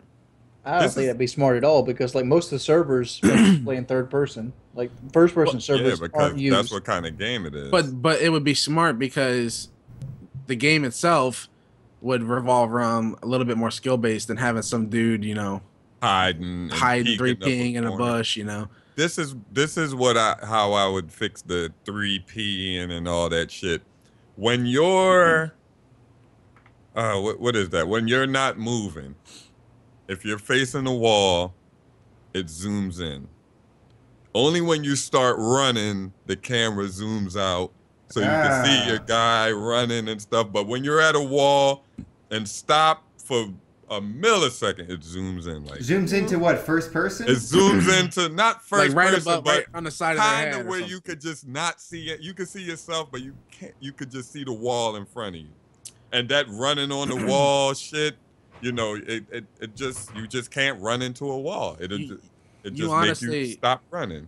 You got to be real careful what you say about DayZ now because it is alpha and it's changing so much, and the finished version of it, especially with all the new advanced like technology they're coming out with for the new engine and stuff, it probably won't even look anything like it does now. Like in the next year, it'd probably be 100% different. They could probably implement what Jive's talking about. I will take you up on that bet, and I will go with this. A year from now, it will look almost exactly the same as it is, and it'll still be an alpha. No, they can't do that because they already have release dates, and not only that, but the game's already changed so much from 5.8. Look at the third-person feature and the way it looks. When you run, it goes out like he's already talking about. And when you stop, it comes a little close. When you try to look up the stairs to kill somebody, the camera angles already fuck you up. I don't know about this because when I play the game, I got to run looking at the clouds to get any kind of frame rate. But that's because you're not playing on the shit that you need to be playing on. You're playing on a game, on an alpha game that's not optimized, and you're trying to run fucking 1080 frames. You're trying to run 1080p with some shit that's not even supposed to even be played with yet. You know, you have your anti-aliasing all the way up, and it's not even optimized yet, so there's no point. So play on 1280 by 720, disable all the fucking grass and all that shit that's not optimized, and you're going to get around 30 frames out of the city. You're going to get around 45, 50, even 60. When I stream, I pull 25 frames right now. And, like, in a city, it sucks, but, you know, we're over here talking about something that's going to be completely different within the next few months. When that new render comes out, you're going to be getting plus 40 frames. I can't wait till that. Oh, they've already announced it. They've already announced that you're going to be getting plus 30 to 40 frames with the new render. So what we're talking about now is irrelevant because the game itself, when it actually fully releases, it's going to be completely different.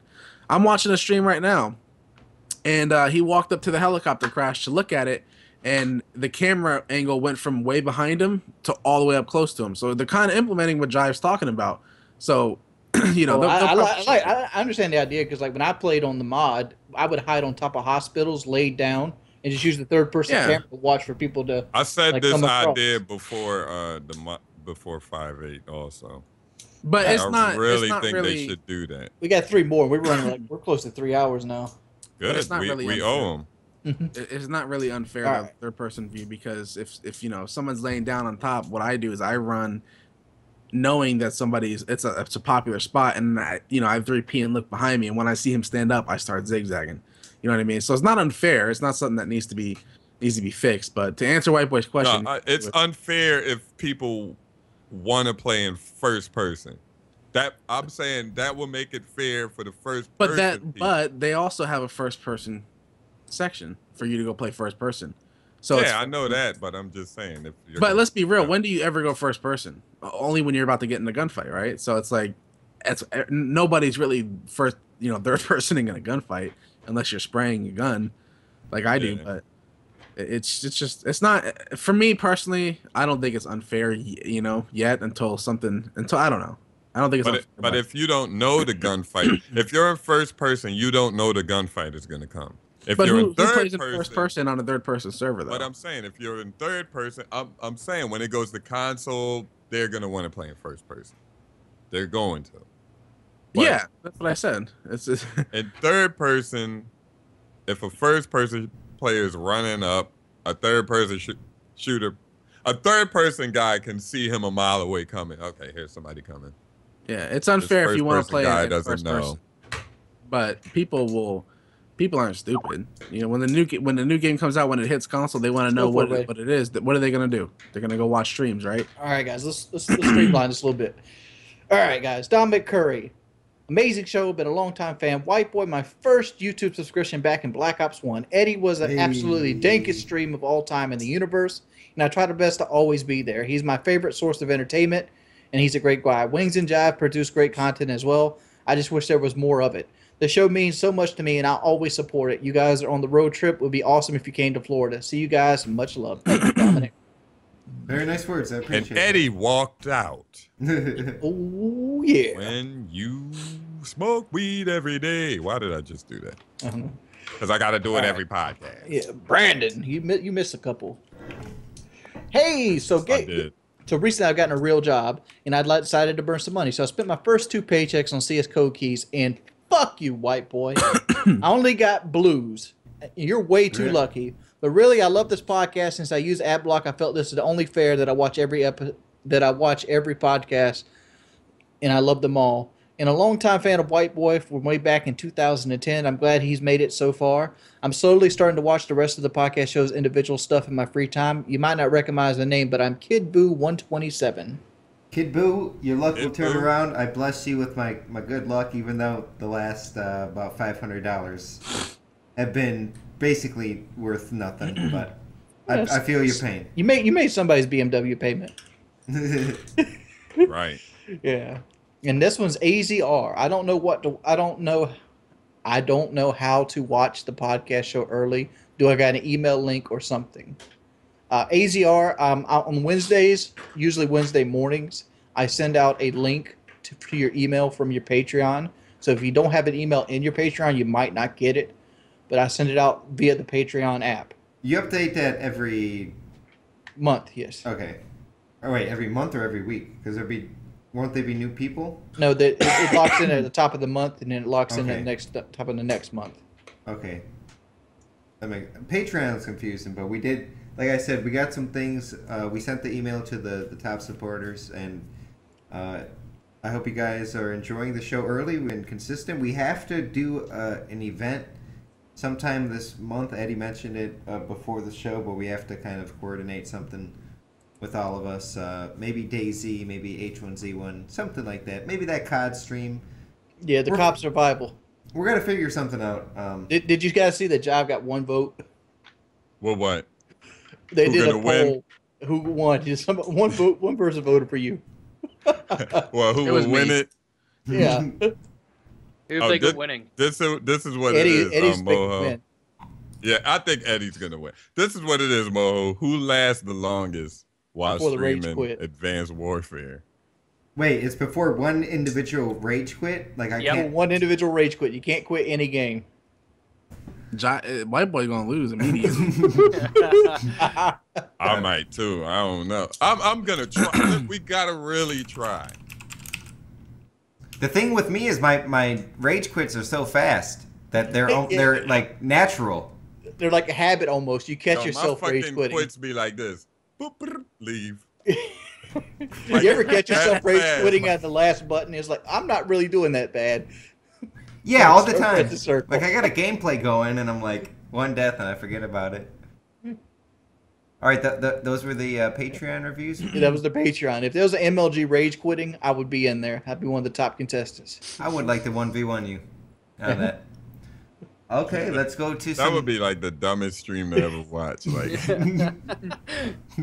Well, I gave White Boy the idea to put a glass of water in front of his camera and let people watch it evaporate for 24 hours. Oh, I didn't tell this. I'm getting gigabit internet, maybe. Like, God damn it, random fucking leak. Like, just randomly, I open my door. There's a thing on the the door handle that says, "From this company, we're surveying your area for internet, for high-speed internet, blah, blah, blah." And I was researching it, and it looks like it's legit. They just moved Riot Games, the League of Legends, League of Legends, their servers are in Chicago now, so I might be going pro, gigabit internet. Holy shit.